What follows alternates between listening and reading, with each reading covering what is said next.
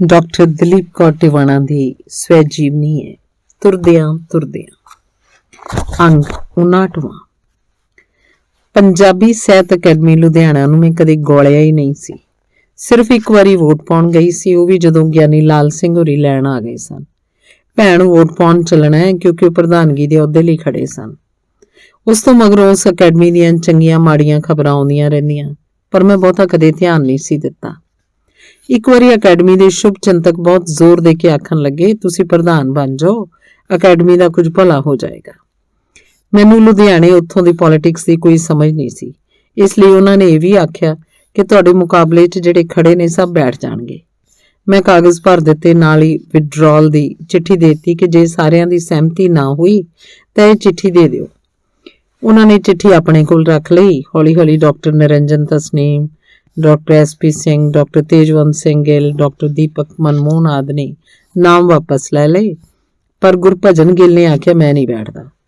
ਮੁਸੀਬਤ ਇਹ ਪਈ, ਜੇ ਮੇਰੀ ਵਿਡਰਾਲ ਦੀ ਚਿੱਠੀ ਉਹ ਦੇ ਦਿੰਦੇ ਤਾਂ ਗੁਰਭਜਨ ਗਿੱਲ ਨੇ ਅਕੈਡਮੀ ਦਾ ਆਪਣੇ ਆਪ ਪ੍ਰਧਾਨ ਬਣ ਜਾਣਾ ਸੀ।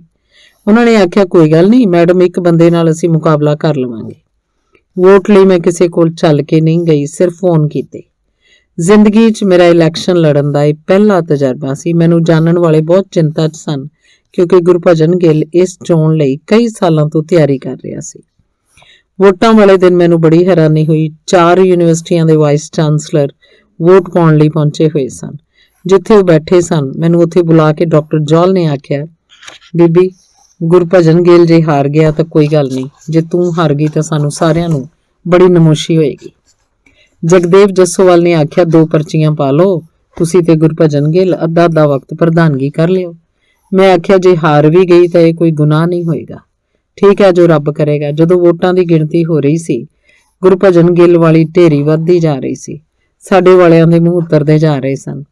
ਰਜਿੰਦਰਪਾਲ ਦੀ ਵਹੁਟੀ ਆਖਣ ਲੱਗੀ, ਥੋੜੇ ਜਿਹੇ ਵਕਤ ਲਈ ਚਲੋ ਕਿਧਰੇ ਬਾਹਰ ਘੁੰਮ ਕੇ ਆਈਏ। ਮੈਂ ਕਿਹਾ ਨਹੀਂ, ਇੱਥੇ ਹੀ ਬੈਠਦੇ ਹਾਂ। ਫਿਰ ਕਿਸੇ ਨੇ ਆਖਿਆ ਗੁਰਭਜਨ ਗਿੱਲ ਨੂੰ ਆਪਣੀ ਜਿੱਤ ਬਾਰੇ ਇੰਨਾ ਯਕੀਨ ਹੈ ਕਿ ਉਹਨੇ ਢੋਲ ਵਾਲਾ ਵੀ ਸੱਦਿਆ ਹੋਇਆ, ਜਲੂਸ ਕੱਢਣ ਲਈ ਟਰੱਕ ਮੰਗਵਾਏ ਹੋਏ ਨੇ ਤੇ ਨੱਚਣ ਵਾਲਾ ਘੋੜਾ ਵੀ। ਜਦੋਂ ਰਿਜ਼ਲਟ ਨਿਕਲਿਆ ਤੇ ਸਿਰਫ 30-35 ਵੋਟਾਂ ਮੇਰੀਆਂ ਵੱਧ ਸਨ। ਗੁਰਭਜਨ ਗਿੱਲ ਤੇ ਉਹਦੇ ਹਮਾਇਤੀ ਉਹੀ ਹਾਰ ਮੇਰੇ ਪਾਉਣ ਆਏ, ਇਹ ਉਹਨਾਂ ਦੀ ਗ੍ਰੇਸ ਸੀ। ਮੀਡੀਆ ਵਾਲਿਆਂ ਨੇ ਮੇਰੇ ਕੋਲ ਪੁੱਛਿਆ, ਤੁਸੀਂ ਇਸ ਜਿੱਤ ਤੇ ਕੀ ਆਖਣਾ ਚਾਹੋਗੇ? ਮੈਂ ਆਖਿਆ ਕੋਈ ਪਾਰਟੀ, ਕੋਈ ਗਰੁੱਪ, ਕੋਈ ਬੰਦੇ ਮੇਰੇ ਖਾਸ ਨਹੀਂ, ਸਾਰੇ ਮੇਰੇ ਆਪਣੇ ਨੇ, ਗੁਰਭਜਨ ਗਿੱਲ ਸਮੇਤ। ਪਹਿਲੀ ਔਰਤ ਪ੍ਰਧਾਨ ਹੋਣ ਕਰਕੇ ਸ਼ੁਰੂ 'ਚ ਲੋਕਾਂ ਨੂੰ ਮੇਰੀ ਕਾਰਜਸ਼ੈਲੀ ਤੇ ਸੰਦੇਹ ਸੀ। ਇੱਕ ਦਾ ਇਤਰਾਜ਼ ਇਹ ਸੀ ਕਿ ਮੈਂ ਕਿਉਂਕਿ ਪਟਿਆਲੇ ਰਹਿੰਦੀ ਹਾਂ, ਬਹੁਤੇ ਪੈਸੇ DA ਦੇ ਚਲੇ ਜਾਣਗੇ। ਦੂਜਾ ਇਹ ਕਿ ਅਕੈਡਮੀ ਦਾ ਨਾਮ ਵਰਤ ਕੇ ਮੈਂ ਪਤਾ ਨਹੀਂ ਕਿਹੜੇ ਨਿੱਜੀ ਫਾਇਦੇ ਲਵਾਂਗੀ ਤੇ ਪਤਾ ਨਹੀਂ ਕਿਹੜੇ ਲੋਕਾਂ ਨੂੰ ਧਾਲੀਵਾਲ ਅਵਾਰਡ ਦਿਵਾਵਾਂਗੀ। ਪਹਿਲੇ ਦਿਨ ਹੀ ਮੈਂ ਆਖ ਦਿੱਤਾ ਕਿ DA ਨਹੀਂ ਲਵਾਂਗੀ। ਅਕੈਡਮੀ ਦੇ ਕੈਂਪਸ 'ਚ ਸਿਗਰਟ ਸ਼ਰਾਬ ਦੀ ਵਰਤੋਂ ਨਹੀਂ ਕੀਤੀ ਜਾਏਗੀ।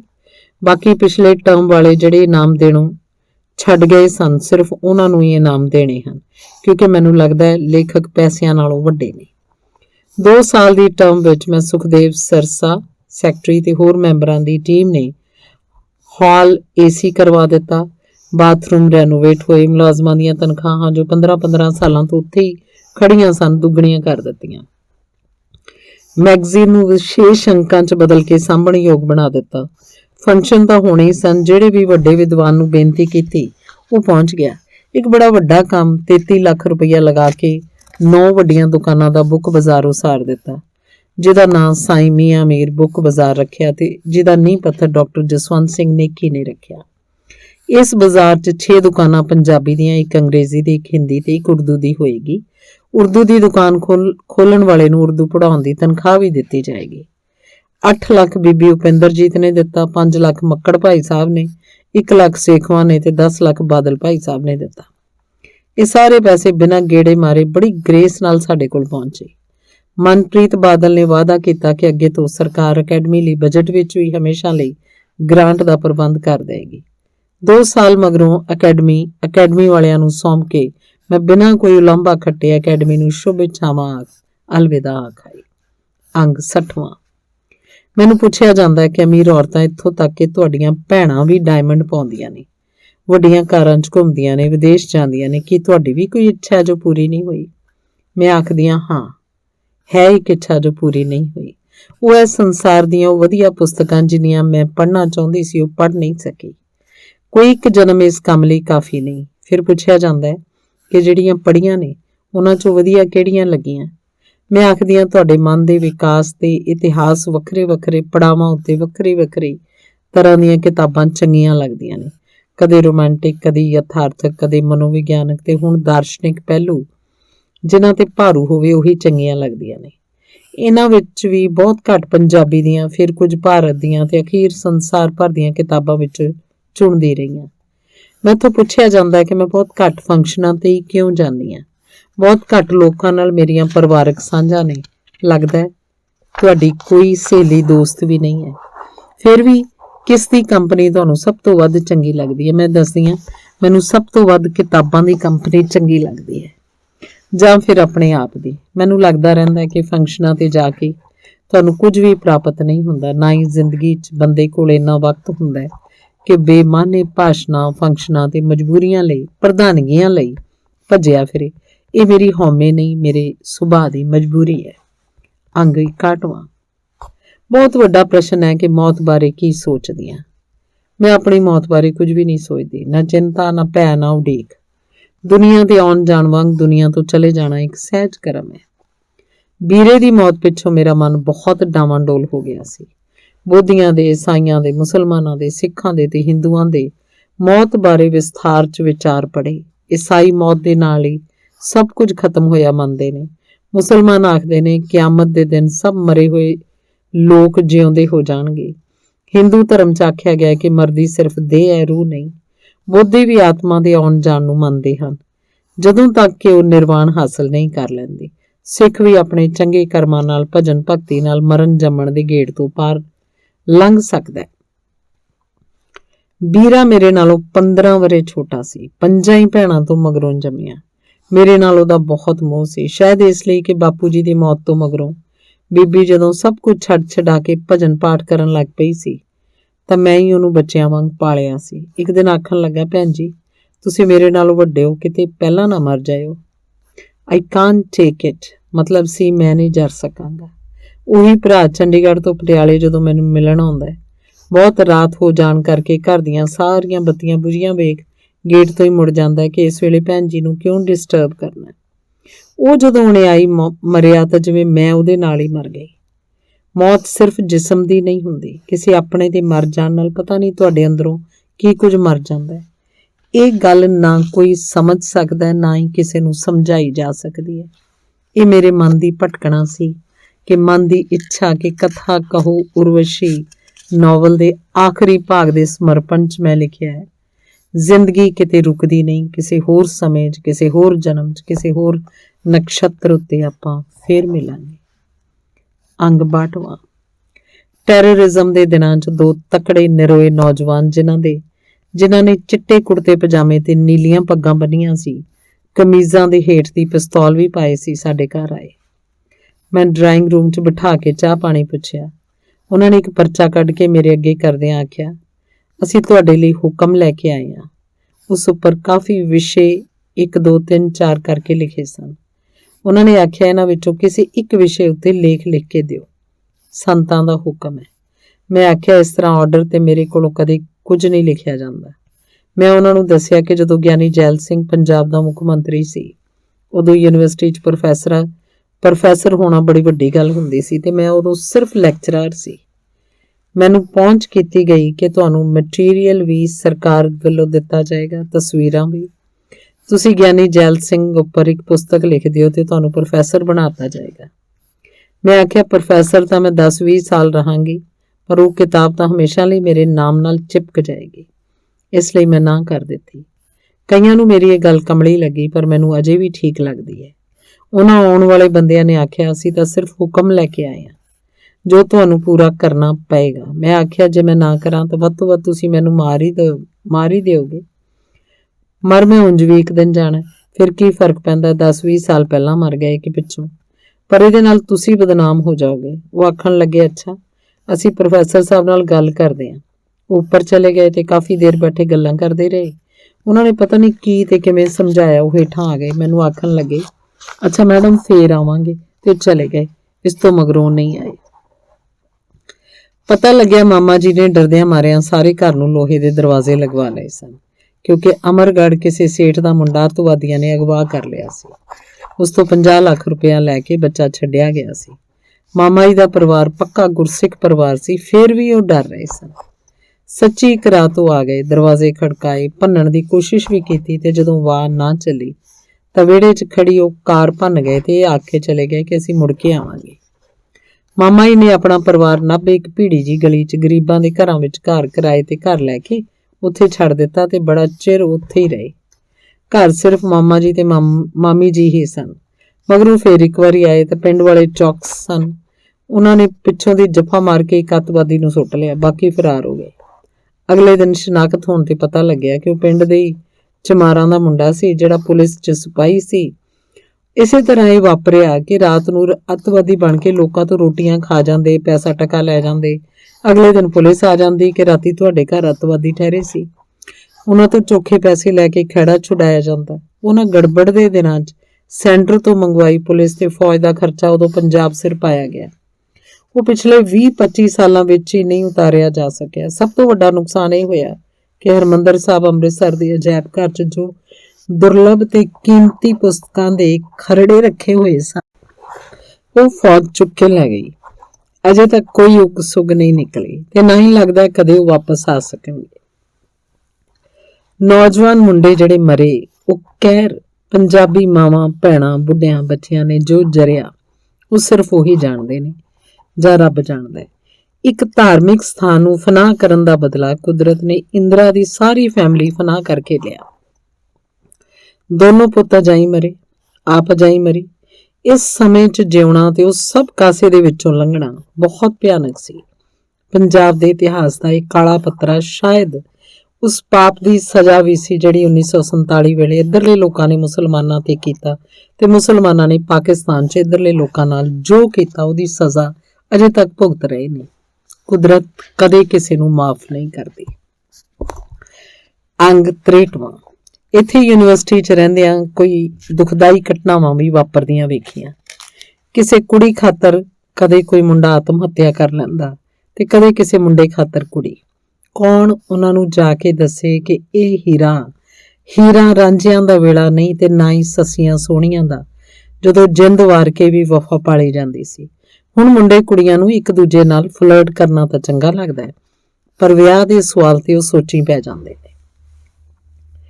ਜਿਹੜੀ ਧਿਰ ਵੱਧ ਜਜ਼ਬਾਤੀ ਹੋ ਜਾਂਦੀ ਹੈ, ਉਹਨੂੰ ਆਪਣੇ ਚਹੇਤੇ ਵਿਅਕਤੀ ਤੋਂ ਅਗਾਂਹ ਸੰਸਾਰ ਹੀ ਨਹੀਂ ਦਿਸਦਾ, ਕਿਉਂਕਿ ਆਮ ਲੜਕਿਆਂ ਦਾ ਖਿਆਲ ਹੁੰਦਾ ਹੈ ਜਿਹੜੀ ਕੁੜੀ ਮੇਰੇ ਨਾਲ ਖੁੱਲ੍ਹਾਂ ਲੈ ਰਹੀ ਹੈ ਜਾਂ ਘਰਦਿਆਂ ਤੋਂ ਆਕੀ ਹੋ ਰਹੀ ਹੈ, ਉਹ ਕੱਲ ਨੂੰ ਕਿਸੇ ਹੋਰ ਨਾਲ ਵੀ ਉਹ ਖੁੱਲ੍ਹਾਂ ਲੈ ਸਕਦੀ ਹੈ ਤੇ ਮੇਰੇ ਤੋਂ ਵੀ ਆਕੀ ਹੋ ਸਕਦੀ ਹੈ। ਇਸੇ ਤਰ੍ਹਾਂ ਲੜਕੀਆਂ ਦਾ ਹਿਸਾਬ ਹੈ।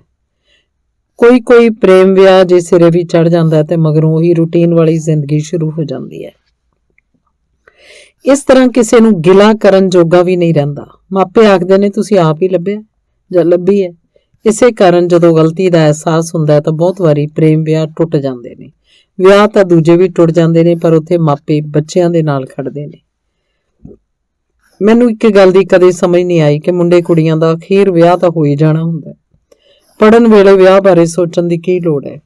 ਕਈ ਵਾਰੀ ਗਲਤ ਕਦਮ ਚੁੱਕਿਆ ਜ਼ਿੰਦਗੀ ਨੂੰ ਤਬਾਹੀ ਵੱਲ ਲੈ ਜਾਂਦਾ ਹੈ। ਮੁੰਡੇ ਕੁੜੀਆਂ ਨੂੰ ਜੇ ਖੁੱਲ੍ਹ ਮਿਲੀ ਹੈ, ਉਹਦੇ ਨਾਲ ਇੱਕ ਜ਼ਿੰਮੇਵਾਰੀ ਵੀ ਤਾਂ ਮਿਲੀ ਹੈ। ਪਿਛਲੇ ਵੇਲਿਆਂ 'ਚ ਜਦੋਂ ਆਖਿਆ ਜਾਂਦਾ ਸੀ ਰਾਜੇ ਦਾ ਧਰਮ, ਪਿਤਾ ਦਾ ਧਰਮ, ਪਤਨੀ ਦਾ ਧਰਮ, ਪੁੱਤਰ ਦਾ ਧਰਮ, ਪੁੱਤਰੀ ਦਾ ਧਰਮ, ਗੁਰੂ ਦਾ ਧਰਮ, ਸ਼ਿਸ਼ ਦਾ ਧਰਮ, ਇਹਦਾ ਮਤਲਬ ਇਹ ਨਹੀਂ ਸੀ ਕਿ ਸਭ ਦੇ ਅੱਡ-ਅੱਡ ਧਰਮ ਹਨ। ਸਗੋਂ ਇਹਦਾ ਮਤਲਬ ਇਹ ਸੀ ਕਿ ਇੱਕ ਰਾਜੇ ਦੀਆਂ ਕੀ ਡਿਊਟੀਆਂ ਨੇ, ਪਤਨੀਆਂ ਦੇ, ਪਤੀ ਦੇ, ਪੁੱਤਰ ਦੇ, ਪੁੱਤਰੀ ਦੇ ਕੀ ਫਰਜ਼ ਨੇ। ਅੱਜ ਸਾਨੂੰ ਸਿਰਫ ਹੱਕ ਯਾਦ ਰਹਿ ਗਏ ਨੇ, ਫਰਜ਼ ਭੁੱਲ ਗਏ ਨੇ। ਇਸੇ ਕਾਰਨ ਜ਼ਿੰਦਗੀ ਉਲਝ ਗਈ ਹੈ।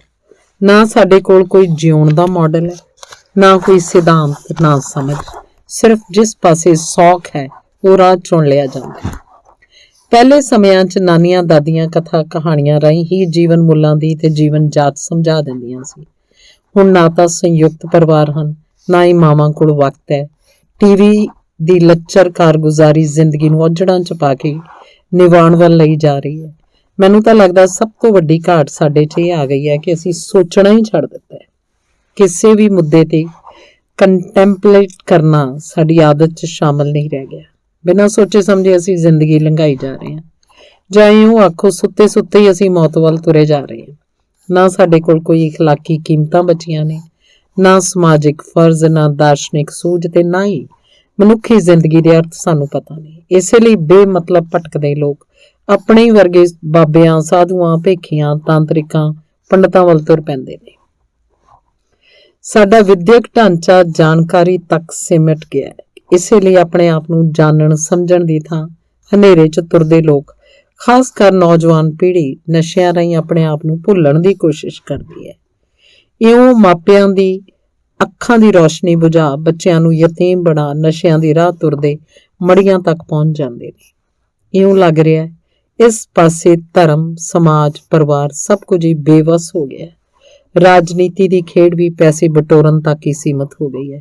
ਹੁਣ ਤਾਂ ਰੱਬ ਹੀ ਬਚਾਵੇ ਤਾਂ ਬਚਾਵੇ। ਅੰਗ 64।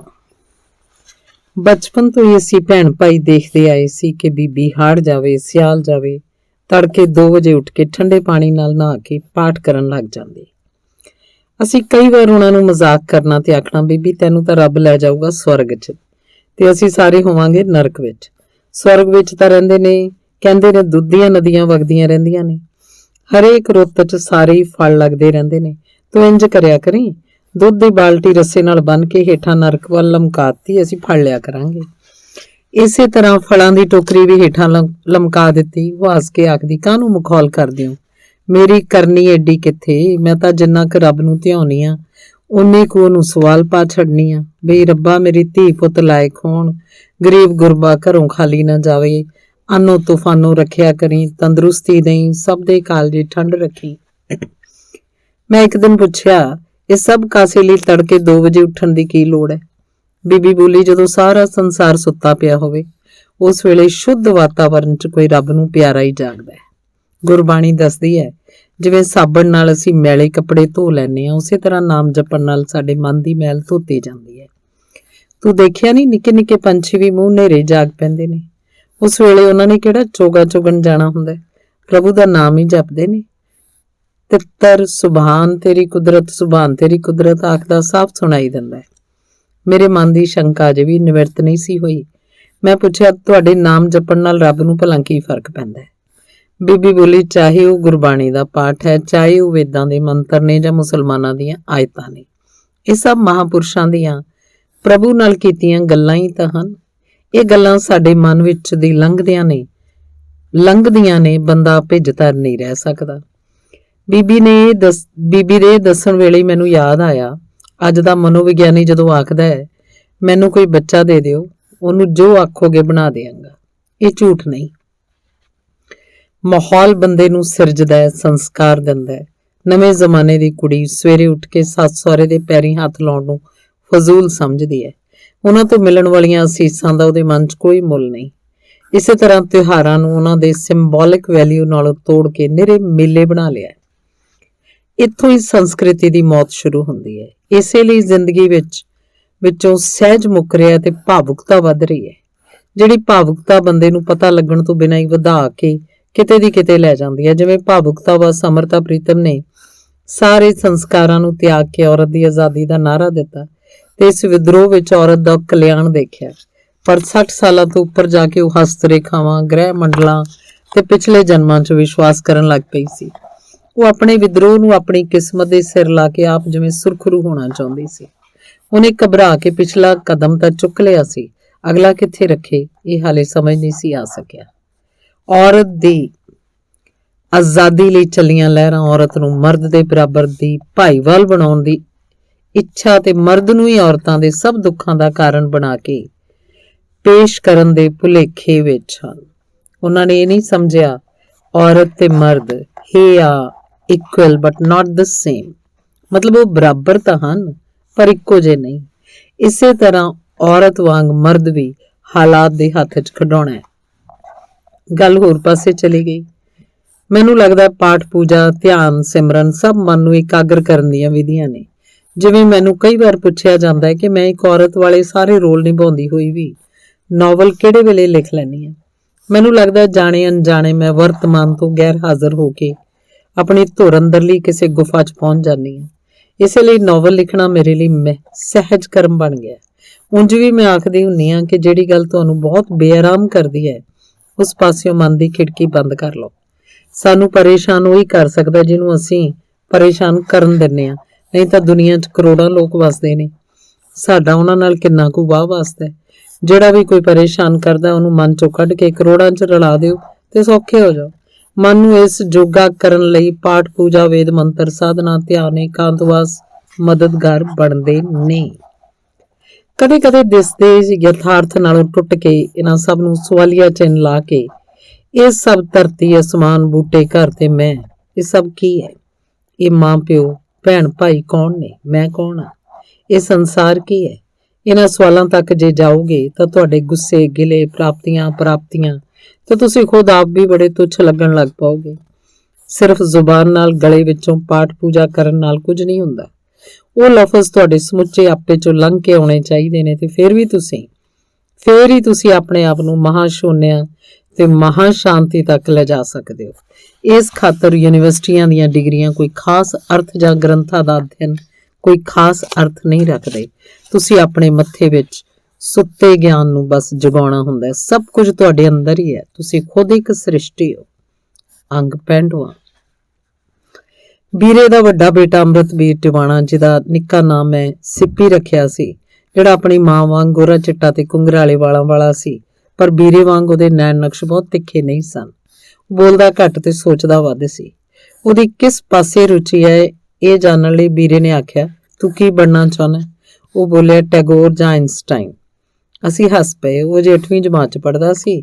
ਉਹਨੇ ਇੱਕ ਪੁਰਾਣਾ ਟੀਵੀ ਲੈ ਕੇ ਸਾਰਾ ਖੋਲ ਲਿਆ ਤੇ ਰਾਤ ਭਰ ਪਤਾ ਨਹੀਂ ਉਹਦੇ ਪੇਚਾਂ ਪੁਰਜ਼ਿਆਂ 'ਚੋਂ ਕੀ ਦੇਖਦਾ ਤੇ ਲੱਭਦਾ ਰਹਿੰਦਾ। ਉਹਦਾ ਛੋਟਾ ਭਰਾ ਸ਼ਹਿਰੀ ਆਖਦਾ, ਸਿੱਪੀ ਭਾਜੀ ਸੌਣ ਹੀ ਨਹੀਂ ਦਿੰਦੇ, ਲਾਈਟ ਬਾਲੀ ਰੱਖਦੇ ਨੇ। ਅਜੇ ਉਹ 9ਵੀਂ ਜਮਾਤ ਵਿੱਚ ਹੀ ਸੀ ਜਦੋਂ ਇਲੈਕਟ੍ਰੋਨਿਕ ਫॉर ਯੂ ਮੈਗਜ਼ੀਨ 'ਚ ਉਹਦਾ ਪਹਿਲਾ ਆਰਟੀਕਲ ਛਪਿਆ।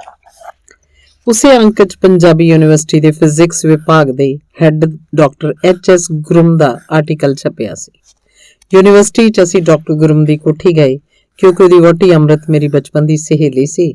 ਡਾਕਟਰ ਗੁਰਮ ਨੇ ਸਿੱਪੀ ਦਾ ਆਰਟੀਕਲ ਪੜ੍ਹਿਆ ਹੋਇਆ ਸੀ। ਉਹ ਵੀਰੇ ਨੂੰ ਆਖਣ ਲੱਗਿਆ, ਇਸ ਬੱਚੇ ਨੂੰ ਕੰਪਿਊਟਰ ਲੈ ਦਿਓ, ਇਹ ਬਹੁਤ ਅੱਗੇ ਤੱਕ ਜਾਣ ਵਾਲਾ ਬੱਚਾ ਹੈ। ਅਗਲੇ ਦਿਨ ਹੀ ਵੀਰੇ ਨੇ ਚੰਡੀਗੜ੍ਹ ਤੋਂ 47,000 ਦਾ ਕੰਪਿਊਟਰ ਲੈ ਦਿੱਤਾ। 9ਵੀਂ ਜਮਾਤ ਵਿੱਚ ਹੀ ਜਦੋਂ ਉਹ ਸਿਰਫ 14ਵੇਂ ਸਾਲ 'ਚ ਸੀ, ਉਹਦੀ ਪਹਿਲੀ ਕਿਤਾਬ ਛਪ ਗਈ। ਫਿਰ ਉਹ ਆਰਟੀਕਲ ਲਿਖਦਾ ਰਿਹਾ। ਸੀਨੀਅਰ ਲੋਕ ਕਈ ਵਾਰ ਉਸ ਤੋਂ ਗੱਲਾਂ ਪੁੱਛਦੇ, ਪਰ ਉਹ ਕਿਸੇ ਨੂੰ ਮਿਲਦਾ ਨਹੀਂ ਸੀ ਤੇ ਨਾ ਹੀ ਆਪਣੀ ਉਮਰ ਦੱਸਦਾ ਸੀ। 12ਵੀਂ ਤੋਂ ਮਗਰੋਂ ਵੀਰੇ ਨੇ ਸੋਚਿਆ ਉਹਨੂੰ ਬਾਹਰ ਭੇਜ ਦਿਆਂ, ਪਰ ਇੱਕ ਦੋ ਸਿਆਣੇ ਬੰਦਿਆਂ ਨੇ ਆਖਿਆ ਉਹਦੀ ਉਮਰ ਬੜੀ ਛੋਟੀ ਹੈ, ਇੰਨੇ ਪੈਸੇ ਵੀ ਖਰਚ ਹੋ ਗਏ ਤੇ ਬੱਚਾ ਉੱਥੇ ਜਾ ਕੇ ਰੁਲ ਵੀ ਸਕਦਾ ਹੈ। ਇਸ ਲਈ ਇਹਨੂੰ ਬੰਗਲੌਰ ਇੰਜੀਨੀਅਰਿੰਗ ਕਾਲਜ ਵਿੱਚ ਦਾਖਲ ਕਰਵਾ ਦਿੱਤਾ। ਉੱਥੇ ਪੜ੍ਹਦਿਆਂ ਉਹਦੀ ਇੱਕ ਕਿਤਾਬ ਹੋਰ ਵੀ ਛਪ ਗਈ, ਪਰ ਉਹਦੇ ਅਖੀਰਲੇ ਵਰੇ ਵੀਰਾ ਇਸ ਜਹਾਨ ਤੋਂ ਤੁਰ ਗਿਆ। ਉਹਨੇ ਰੋ ਰੋ ਕੇ ਬੁਰਾ ਹਾਲ ਕਰ ਲਿਆ। ਇੱਕ ਵਾਰੀ ਤਾਂ ਨੀਂਦ ਦੀਆਂ ਗੋਲੀਆਂ ਖਾ ਕੇ ਤੇ ਇੱਕ ਵਾਰੀ ਆਪਣੀਆਂ ਨਾੜਾਂ ਕੱਟ ਕੇ ਆਪਣੇ ਆਪ ਨੂੰ ਖਤਮ ਕਰਨ ਦੀ ਕੋਸ਼ਿਸ਼ ਕੀਤੀ। ਵੀਰੇ ਦਾ ਦੁੱਖ ਜਰ ਕੇ ਮੈਂ ਉਹਨੂੰ ਸੰਭਾਲਣ ਦੀ ਕੋਸ਼ਿਸ਼ ਕੀਤੀ। ਉਹਨੂੰ ਕੱਲਾ ਬੰਗਲੌਰ ਭੇਜਣ ਦਾ ਹੌਸਲਾ ਨਹੀਂ ਸੀ ਪੈਂਦਾ। ਮਹੀਨਾ ਹੋ ਗਿਆ ਸੀ ਉਹਨੂੰ ਉੱਥੋਂ ਆਇਆ। ਸੋਚਿਆ ਲੁਧਿਆਣੇ ਤੋਂ ਇੰਜੀਨੀਅਰਿੰਗ ਕਾਲਜ ਵਿੱਚ ਦਾਖਲ ਕਰਾ ਦਿੰਦੇ ਹਾਂ। ਉਸ ਕਾਲਜ ਦੀ ਗਵਰਨਿੰਗ ਬਾਡੀ ਦਾ ਚੇਅਰਮੈਨ ਸਰਦਾਰ ਗੁਰਚਰਨ ਸਿੰਘ ਟੌੜਾ ਸੀ। ਮੈਂ ਸਿੱਪੀ ਨੂੰ ਨਾਲ ਲੈ ਕੇ ਅਰਜ਼ੀ ਲਿਖ ਕੇ ਟੌੜੇ ਦੇ ਪਿੰਡ ਮਿਲਣ ਗਈ। ਉਹ ਇੱਕ ਲੀਡਰ ਸੀ। ਮਿਲਣ ਵਾਲਿਆਂ ਦੀਆਂ ਲਾਈਨਾਂ ਲੱਗੀਆਂ ਸੀ। ਮੈਂ ਸਿੱਪੀ ਨੂੰ ਨਾਲ ਲੈ ਕੇ ਸਿੱਧੀ ਅੰਦਰ ਚਲੀ ਗਈ। ਉਹ ਮਿਲਣ ਵਾਲਿਆਂ ਨੂੰ ਮਿਲਣ ਲਈ ਕਮਰੇ 'ਚੋਂ ਨਿਕਲ ਹੀ ਰਹੇ ਸਨ ਕਿ ਮੈਂ ਉਹਨਾਂ ਨੂੰ ਆਖਿਆ, ਮੇਰਾ ਨਾਮ ਦਲੀਪ ਕੌਰ ਟਿਵਾਣਾ ਹੈ, ਇਹ ਮੇਰੇ ਭਰਾ ਦਾ ਬੇਟਾ ਹੈ, ਇਹਨੂੰ ਬੰਗਲੌਰ ਤੋਂ ਲੁਧਿਆਣੇ ਕਾਲਜ 'ਚ ਦਾਖਲ ਕਰਾਉਣਾ ਹੈ। ਬਜ਼ੁਰਗ ਟੌੜਾ ਸਾਹਿਬ ਬੋਲੇ, ਇਸ ਤਰ੍ਹਾਂ ਤਾਂ ਹਰੇਕ ਹੀ ਜਿਹਨੂੰ ਲੁਧਿਆਣੇ ਦਾਖਲਾ ਨਹੀਂ ਮਿਲਦਾ ਬੱਚੇ ਨੂੰ ਦੂਰ ਦੁਰਾਡੇ ਦਾਖਲ ਕਰਾ ਕੇ ਇੱਥੇ ਵਾਪਸ ਲਿਆਉਣਾ ਚਾਹੁੰਦਾ ਹੈ। ਅਸੀਂ ਤਾਂ ਵਜ਼ੀਰਾਂ ਤੱਕ ਨੂੰ ਨਾ ਕਰ ਦਿੰਦੇ ਹਾਂ, ਕਿਸੇ ਨੂੰ ਮਾਈਗ੍ਰੇਟ ਨਹੀਂ ਕਰਨ ਦਿੰਦੇ। ਇਹ ਅਸੀਂ ਨਹੀਂ ਕਰਦੇ ਹੁੰਦੇ। ਮੈਂ ਥੋੜੀ ਤਿੱਖੀ ਆਵਾਜ਼ 'ਚ ਆਖਿਆ, ਮੈਂ ਵੀ ਹਰੇਕ ਕੋਲ ਚੱਲ ਕੇ ਨਹੀਂ ਜਾਂਦੀ ਹੁੰਦੀ। ਟੌੜਾ ਸਾਹਿਬ ਚੌਂਕ ਪਏ। ਉਹਨਾਂ ਨਾਲ ਸ਼ਾਇਦ ਕਦੇ ਕਿਸੇ ਨੇ ਇਸ ਤਰ੍ਹਾਂ ਗੱਲ ਨਹੀਂ ਸੀ ਕੀਤੀ। ਫਿਰ ਅਰਜ਼ੀ ਦੇ ਹੇਠਾਂ ਟਿਵਾਣਾ ਲਿਖਿਆ ਪੜ੍ਹ ਕੇ ਪਤਾ ਨਹੀਂ ਉਹਨਾਂ ਦੇ ਮਨ 'ਚ ਕੀ ਆਈ।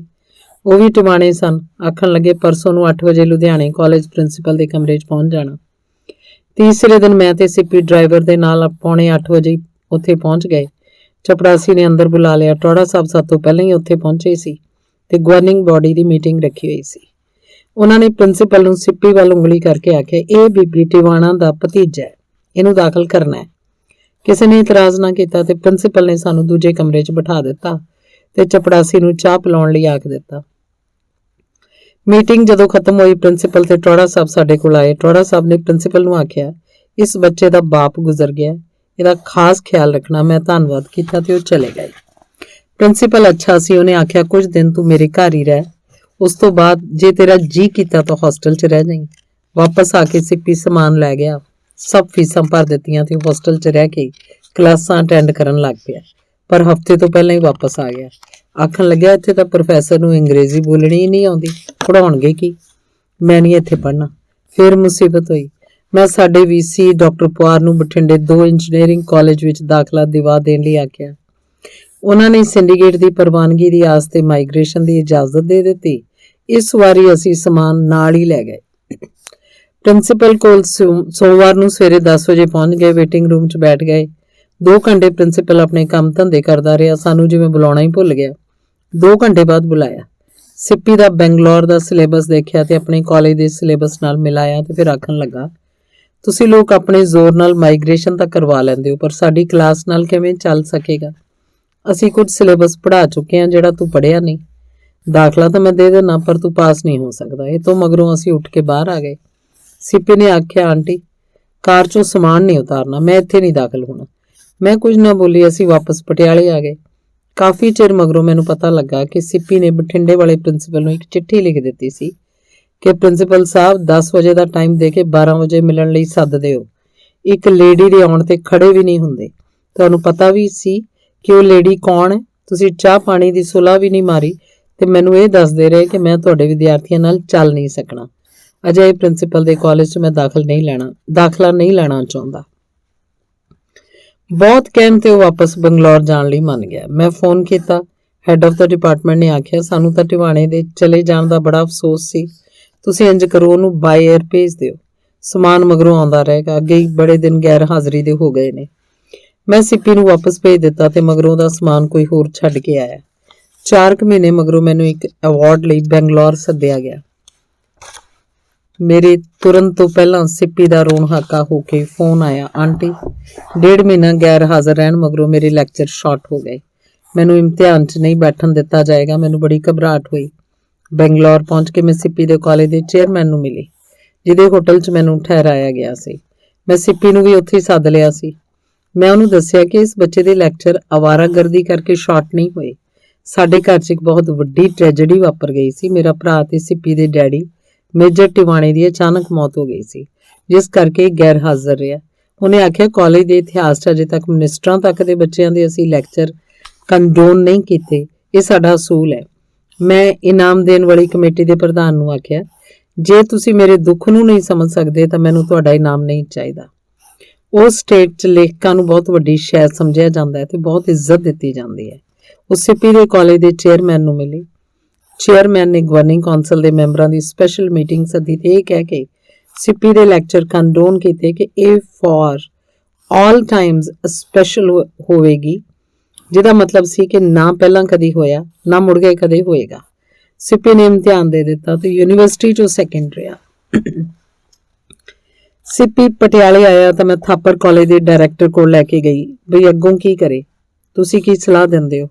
ਉਹਨੇ ਆਖਿਆ, ਇੰਨੇ ਪੇਪਰ ਤਾਂ ਮੇਰੇ ਵੀ ਨਹੀਂ ਛਪੇ ਹੋਏ ਜਿੰਨੇ ਇਹਦੇ ਛਪੇ ਹੋਏ ਨੇ।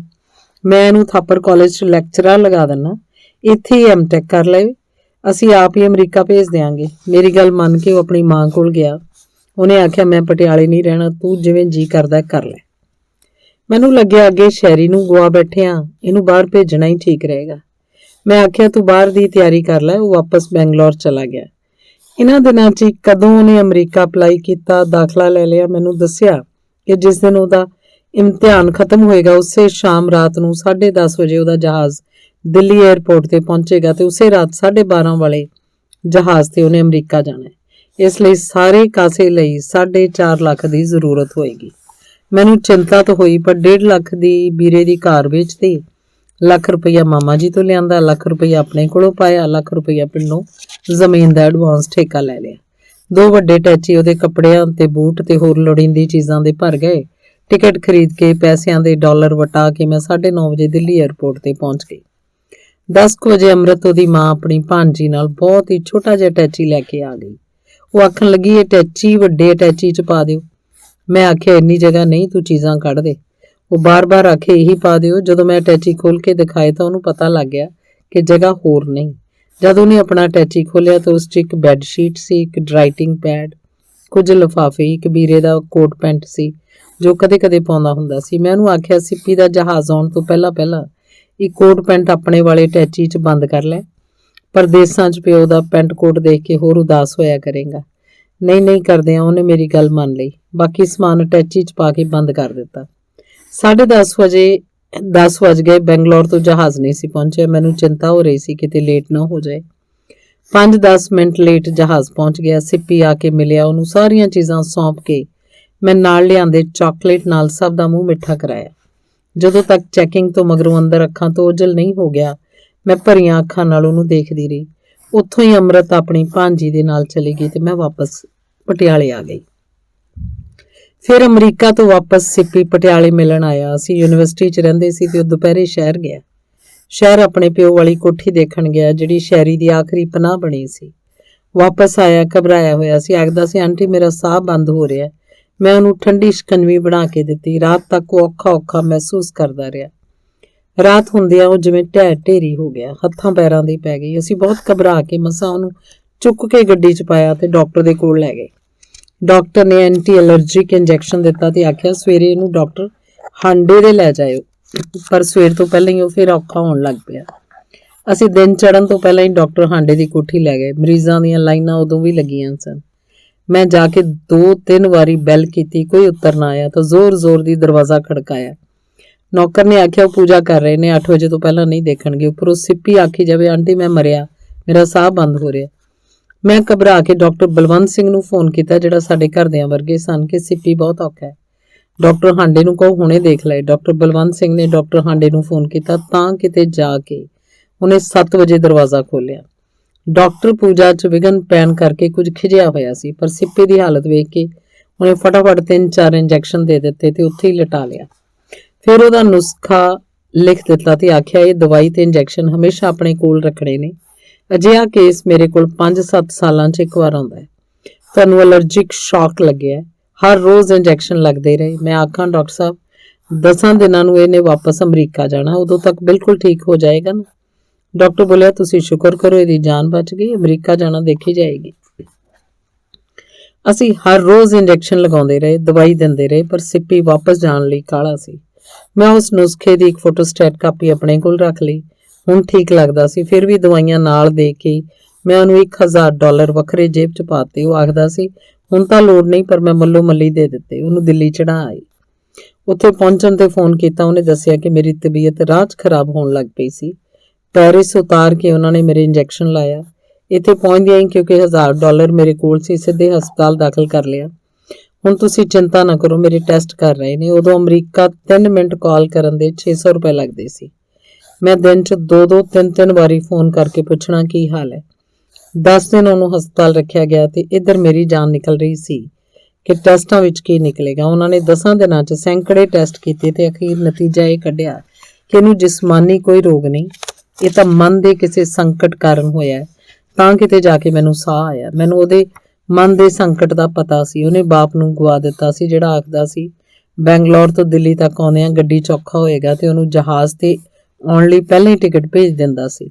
ਏਅਰਪੋਰਟ ਅੱਗੇ ਆਪ ਕਾਰ ਲਈ ਖੜਾ ਹੁੰਦਾ ਸੀ, ਜਿਹੜਾ ਸੈਂਕੜੇ ਲਿਫਾਫਿਆਂ ਉੱਤੇ ਆਪਣਾ ਐਡਰੈਸ ਲਿਖ ਕੇ ਸਿੱਪੀ ਨੂੰ ਦੇ ਦਿੰਦਾ ਸੀ ਕਿ ਹਰ ਰੋਜ਼ ਭਾਵੇਂ 2 ਲਫ਼ਜ਼ ਲਿਖ ਦਿੱਤੇ ਕਿ ਮੈਂ ਠੀਕ ਹਾਂ, ਜ਼ਰੂਰ ਪਾ ਦਿਆ ਕਰੀ। ਉਹਨੂੰ ਪਤਾ ਸੀ ਪੈਸੇ ਖਰਚਣ ਦਾ ਮਾਰਿਆ ਸਿੱਪੀ ਫੋਨ ਨਹੀਂ ਕਰੇਗਾ। ਆਪ ਉਹ ਇਸ ਲਈ ਨਹੀਂ ਸੀ ਕਰਦਾ ਕਿ ਪਤਾ ਨਹੀਂ ਇਸ ਵੇਲੇ ਉਹ ਕੀ ਕਰ ਰਿਹਾ ਹੋਏਗਾ। ਜਿਸ ਬਾਪ ਨੇ ਫੌਜੀ ਅਫਸਰ ਹੁੰਦਿਆਂ ਹੋਇਆਂ ਹਰ ਸਟੇਸ਼ਨ ਤੇ ਇੱਕ ਵਧੀਆ ਵਲਾਇਤੀ ਗਊ ਦਾ ਪ੍ਰਬੰਧ ਕਰੀ ਰੱਖਿਆ, ਵੱਡਾ ਪਤੀਲਾ ਭਰ ਕੇ ਦੁੱਧ ਦਾ ਗਰਮ ਕੀਤਾ ਜਾਂਦਾ ਤੇ ਸਾਰਾ ਦਿਨ ਪਾਣੀ ਦੀ ਥਾਂ ਦੋਨੋਂ ਬੇਟਿਆਂ ਨੂੰ ਦੁੱਧ ਪੀਣ ਲਈ ਆਖਿਆ ਜਾਂਦਾ ਤਾਂ ਜੋ ਉਹਦੇ ਬੱਚੇ ਮਾਨਸਿਕ ਤੇ ਸਰੀਰਕ ਤੌਰ ਤੇ ਤਕੜੇ ਰਹਿਣ। ਜਿਹੜਾ ਸਿੱਪੀ ਦੀ ਨਿੱਕੀ ਤੋਂ ਨਿੱਕੀ ਪ੍ਰਾਪਤੀ ਨੂੰ ਸਭ ਕੋਲ ਦੱਸਦਾ, ਉਸ ਪਿਓ ਨੂੰ ਦੁਨੀਆ 'ਚ ਨਾ ਦੇਖ ਕੇ ਪਟਿਆਲਾ ਉਹਨੂੰ ਡਰਾਉਣਾ ਲੱਗਿਆ ਹੋਏਗਾ। ਉੱਥੇ ਜਾ ਕੇ ਵੀ ਉਹ ਦਵਾਈਆਂ ਲੈਂਦਾ ਰਿਹਾ। ਟੈਲੀਫੋਨ ਤੇ ਮੈਂ ਉਹਦੀ ਸੁੱਖ ਸਾਂਦ ਪੁੱਛਦੀ ਰਹੀ। 2 ਸਾਲ ਮਗਰੋਂ ਫਿਰ ਇੰਡੀਆ ਆਇਆ। ਹੁਣ ਉਹ ਬਹੁਤ ਖੁਸ਼ ਸੀ। ਉਹ ਨੋਬਲ ਪ੍ਰਾਈਜ਼ ਪ੍ਰੋਫੈਸਰ ਨਾਲ PhD ਕਰ ਰਿਹਾ ਸੀ। ਪਟਿਆਲੇ 2 ਕੁ ਦਿਨ ਰਹਿਣ ਮਗਰੋਂ ਮੈਂ ਆਖਿਆ ਕਾਲਕਾ ਜਾ ਕੇ ਆਪਣੀ ਮਾਂ ਨੂੰ ਮਿਲਾ, ਗੱਡੀ ਲੈ ਜਾ। ਉਹ ਬੋਲਿਆ ਨਹੀਂ, ਮੈਂ ਬੱਸ ਤੇ ਹੀ ਜਾਵਾਂਗਾ ਤੇ ਬੱਸ ਤੇ ਹੀ ਚਲਾ ਗਿਆ। 6 ਵਜੇ ਉੱਥੇ ਪਹੁੰਚਿਆ। 9 ਵਜੇ ਉਹਦਾ ਫਿਰ ਘਬਰਾਏ ਹੋਏ ਦਾ ਫੋਨ ਆ ਗਿਆ, ਆਂਟੀ ਮੇਰਾ ਫਿਰ ਦਮ ਘੁੱਟ ਰਿਹਾ। ਅੱਜ ਦਿਨੇ ਸ਼ਾਇਦ ਫਿਰ ਉਹ ਉੱਧਰ ਚਲਾ ਗਿਆ ਸੀ ਜਿੱਧਰ ਸਾਡੀ ਕੋਠੀ ਸੀ। ਮੈਂ ਆਖਿਆ ਹੁਣੇ ਅੰਕਲ ਤੈਨੂੰ ਲੈਣ ਆਉਂਦੇ ਨੇ, ਤੂੰ ਇੰਜੈਕਸ਼ਨ ਲਗਵਾ ਲੈ ਪਹਿਲਾਂ ਵਾਲੇ। ਉਹ ਬੋਲਿਆ ਉਹ ਤਾਂ ਨੁਸਖਾ ਹੀ ਅਮਰੀਕਾ ਭੁੱਲ ਆਇਆ। ਰੱਬ ਦਾ ਸ਼ੁਕਰ ਸੀ ਮੈਂ ਉਸ ਨੁਸਖੇ ਦੀ ਕਾਪੀ ਰੱਖ ਲਈ ਸੀ। ਘਬਰਾਹਟ 'ਚ ਛੇਤੀ ਕਾਪੀ ਵੀ ਨਾ ਲੱਭੀ। ਵਾਹਿਗੁਰੂ ਵਾਹਿਗੁਰੂ ਕਰਦੀ ਨੂੰ ਕਾਪੀ ਲੱਭ ਪਈ। ਮੇਰੇ ਹਸਬੈਂਡ ਪ੍ਰੋਫੈਸਰ ਭੁਪਿੰਦਰ ਸਿੰਘ ਤੇ ਇੱਕ ਸਾਡਾ ਲੈਕਚਰਰ ਡਾਕਟਰ ਤਾਰਾ ਸਿੰਘ ਗੱਡੀ ਤੇ ਕਾਲਕਾ ਪਹੁੰਚੇ। ਉੱਥੇ ਉਹਦੇ ਇੰਜੈਕਸ਼ਨ ਲਗਵਾਏ ਤੇ ਫਿਰ ਉਹ ਪਟਿਆਲੇ ਆ ਗਏ। ਆਉਣ ਲੱਗਿਆ ਸਿੱਪੀ ਦੀ ਮਾਂ ਨੂੰ ਵੀ ਆਖਿਆ ਤੁਸੀਂ ਵੀ ਚੱਲੋ ਨਾਲ। ਉਹ ਬੋਲੀ ਇਹਦੀ ਭੂਆ ਹੈਗੀ ਉੱਥੇ, ਮੈਂ ਕੀ ਕਰਾਂਗੀ। ਇੱਥੇ ਲਿਆ ਕੇ ਫਿਰ ਸਿੱਪੀ ਦਾ ਉਹੀ ਟ੍ਰੀਟਮੈਂਟ ਚੱਲਿਆ। ਇਸ ਵਾਰੀ ਐਲਰਜੀ ਦੇ ਨਾਲ ਹੋਰ ਵੀ ਮੈਡੀਸਨ ਦਿੱਤੀਆਂ। ਜਦੋਂ ਅਮਰੀਕਾ ਵਾਪਸ ਜਾਣ ਲੱਗਿਆ ਮੈਂ ਆਖਿਆ ਹੁਣ ਤੂੰ ਨਾ ਆਈ, ਅਸੀਂ ਮਿਲਣ ਆਪ ਅਮਰੀਕਾ ਆ ਜਾਇਆ ਕਰਾਂਗੇ। ਉਸ ਤੋਂ ਮਗਰੋਂ ਇੰਡੀਆ ਨਹੀਂ ਆਇਆ। ਮੈਂ ਇੱਕ ਵਾਰੀ ਵਿੱਚੋਂ ਜਾ ਕੇ ਮਿਲ ਆਈ ਸੀ। ਅਮਰੀਕਾ ਜਾ ਕੇ ਸਿੱਪੀ ਨੇ ਪਹਿਲੇ MBA ਕੀਤੀ, ਫਿਰ ਇੱਕ ਨੋਬਲ ਪ੍ਰਾਈਜ਼ ਵਿਨਰ ਪ੍ਰੋਫੈਸਰ ਨਾਲ PhD। ਜਦੋਂ ਵੀ ਕੋਈ ਮੇਰਾ ਵਾਕਫ ਅਮਰੀਕਾ ਨੂੰ ਜਾਂਦਾ ਮੈਂ ਉਸ ਕੋਲ ਸਿੱਪੀ ਲਈ $1000 ਜਿਹੜਾ ਉਦੋਂ 45 ਤੋਂ 50 ਹਜ਼ਾਰ ਦੇ ਵਿੱਚ ਹੁੰਦਾ ਸੀ ਤੇ ਨਾਲ ਚਮੜੇ ਦੇ ਬੂਟ, ਕਦੇ ਕੋਟ ਪੈਂਟ ਤੇ ਕਦੇ ਹੋਰ ਚੀਜ਼ਾਂ ਭੇਜਦੀ ਰਹਿੰਦੀ। ਇੱਕ ਵਾਰੀ ਡਾਕਟਰ ਜਨਮੇਜਾ ਸਿੰਘ ਨੇ ਆਖਿਆ ਮੈਂ ਵਾਪਸ ਅਮਰੀਕਾ ਬਿਲਕੁਲ ਖਾਲੀ ਜਾ ਰਿਹਾ, ਜਿੰਨਾ ਮਰਜ਼ੀ ਸਮਾਨ ਦੇ ਦਿਓ। ਮੈਂ ਬੜੀ ਖੁਸ਼ ਹੋਈ। ਨਵਾਂ ਟੈਚੀ ਖਰੀਦ ਕੇ, ਨਵੀਆਂ ਪੈਂਟਾਂ, ਨਵੇਂ ਕੋਟ ਮਿਲਾ ਕੇ, 2-3 ਬੂਟਾਂ ਦੇ ਜੋੜੇ ਲੈ ਕੇ, ਨਾਲ ਨਾਈਟ ਸੂਟ, ਇੱਕ ਨਿੱਬ ਵਾਲੇ ਚਾਈਨੀਜ਼ ਪੈਨਾਂ ਦੀ ਪੂਰੀ ਡੱਬੀ ਤੇ ਹੋਰ ਸਿੱਪੀ ਦੀ ਪਸੰਦ ਦਾ ਨਿੱਕ ਸੁੱਕ ਪਾ ਕੇ ਉਹਨਾਂ ਨੂੰ ਦੇ ਦਿੱਤਾ। ਜਦੋਂ ਸਿੱਪੀ ਨੇ ਪਹੁੰਚ ਦਾ ਕਾਫੀ ਚਿਰ ਕੋਈ ਪਤਾ ਨਾ ਦਿੱਤਾ ਤਾਂ ਡਾਕਟਰ ਜਨਮੇਜੇ ਦਾ ਫੋਨ ਆਇਆ ਕਿ ਉਹ ਟੈਚੀ ਜਹਾਜ਼ 'ਚ ਗੁੰਮ ਗਿਆ। ਮੈਨੂੰ ਤਾਂ ਪਤਾ ਹੀ ਨਹੀਂ ਸੀ ਕਿ ਉਸ 'ਚ ਕੀ ਸੀ। ਮੈਂ ਕਲੇਮ ਵੀ ਕੀ ਕਰਦਾ। ਸਿੱਪੀ ਨੂੰ ਜਦੋਂ ਕਾਫੀ ਸਕਾਲਰਸ਼ਿਪ ਮਿਲਣ ਲੱਗ ਪਈ ਉਹਨੇ ਆਖਿਆ ਆਂਟੀ ਮੇਰੇ ਕੋਲ ਹੁਣ ਕਾਫੀ ਪੈਸੇ ਹੁੰਦੇ ਨੇ, PhD ਦੇ ਨਾਲ ਕਿਤਾਬਾਂ ਵੀ ਲਿਖਦਾ ਰਿਹਾ। ਇੱਕ ਕਿਤਾਬ ਦਾ ਨਾਂ ਸੀ ਮੈਨੇਜਮੈਂਟ ਆਫ ਨੌਲੇਜ, ਇੱਕ ਦਾ ਨਾਂ ਸੀ how to study in USA on a shoestring budget. ਇਸ ਤਰ੍ਹਾਂ ਉਹਨੇ 7-8 ਕਿਤਾਬਾਂ ਲਿਖ ਦਿੱਤੀਆਂ ਜਿਨ੍ਹਾਂ 'ਚੋਂ ਕਈ ਦੂਸਰੀਆਂ ਭਾਸ਼ਾਵਾਂ ਵਿੱਚ ਵੀ ਛਪੀਆਂ, ਜਿਵੇਂ ਚੀਨੀ, ਜਾਪਾਨੀ, ਜਰਮਨ, ਫ੍ਰੈਂਚ ਆਦਿ। ਹੁਣ ਉਹ ਯੂਨੀਵਰਸਿਟੀ 'ਚ ਪੜ੍ਹਾਉਂਦਾ ਤੇ ਇੰਟਰਨੈਟ ਤੇ ਦੇਖਿਆ ਪਤਾ ਲੱਗਦਾ ਵੱਡੀਆਂ ਪ੍ਰਾਪਤੀਆਂ ਵਾਲਾ ਮਸ਼ਹੂਰ ਬੰਦਾ ਬਣ ਗਿਆ।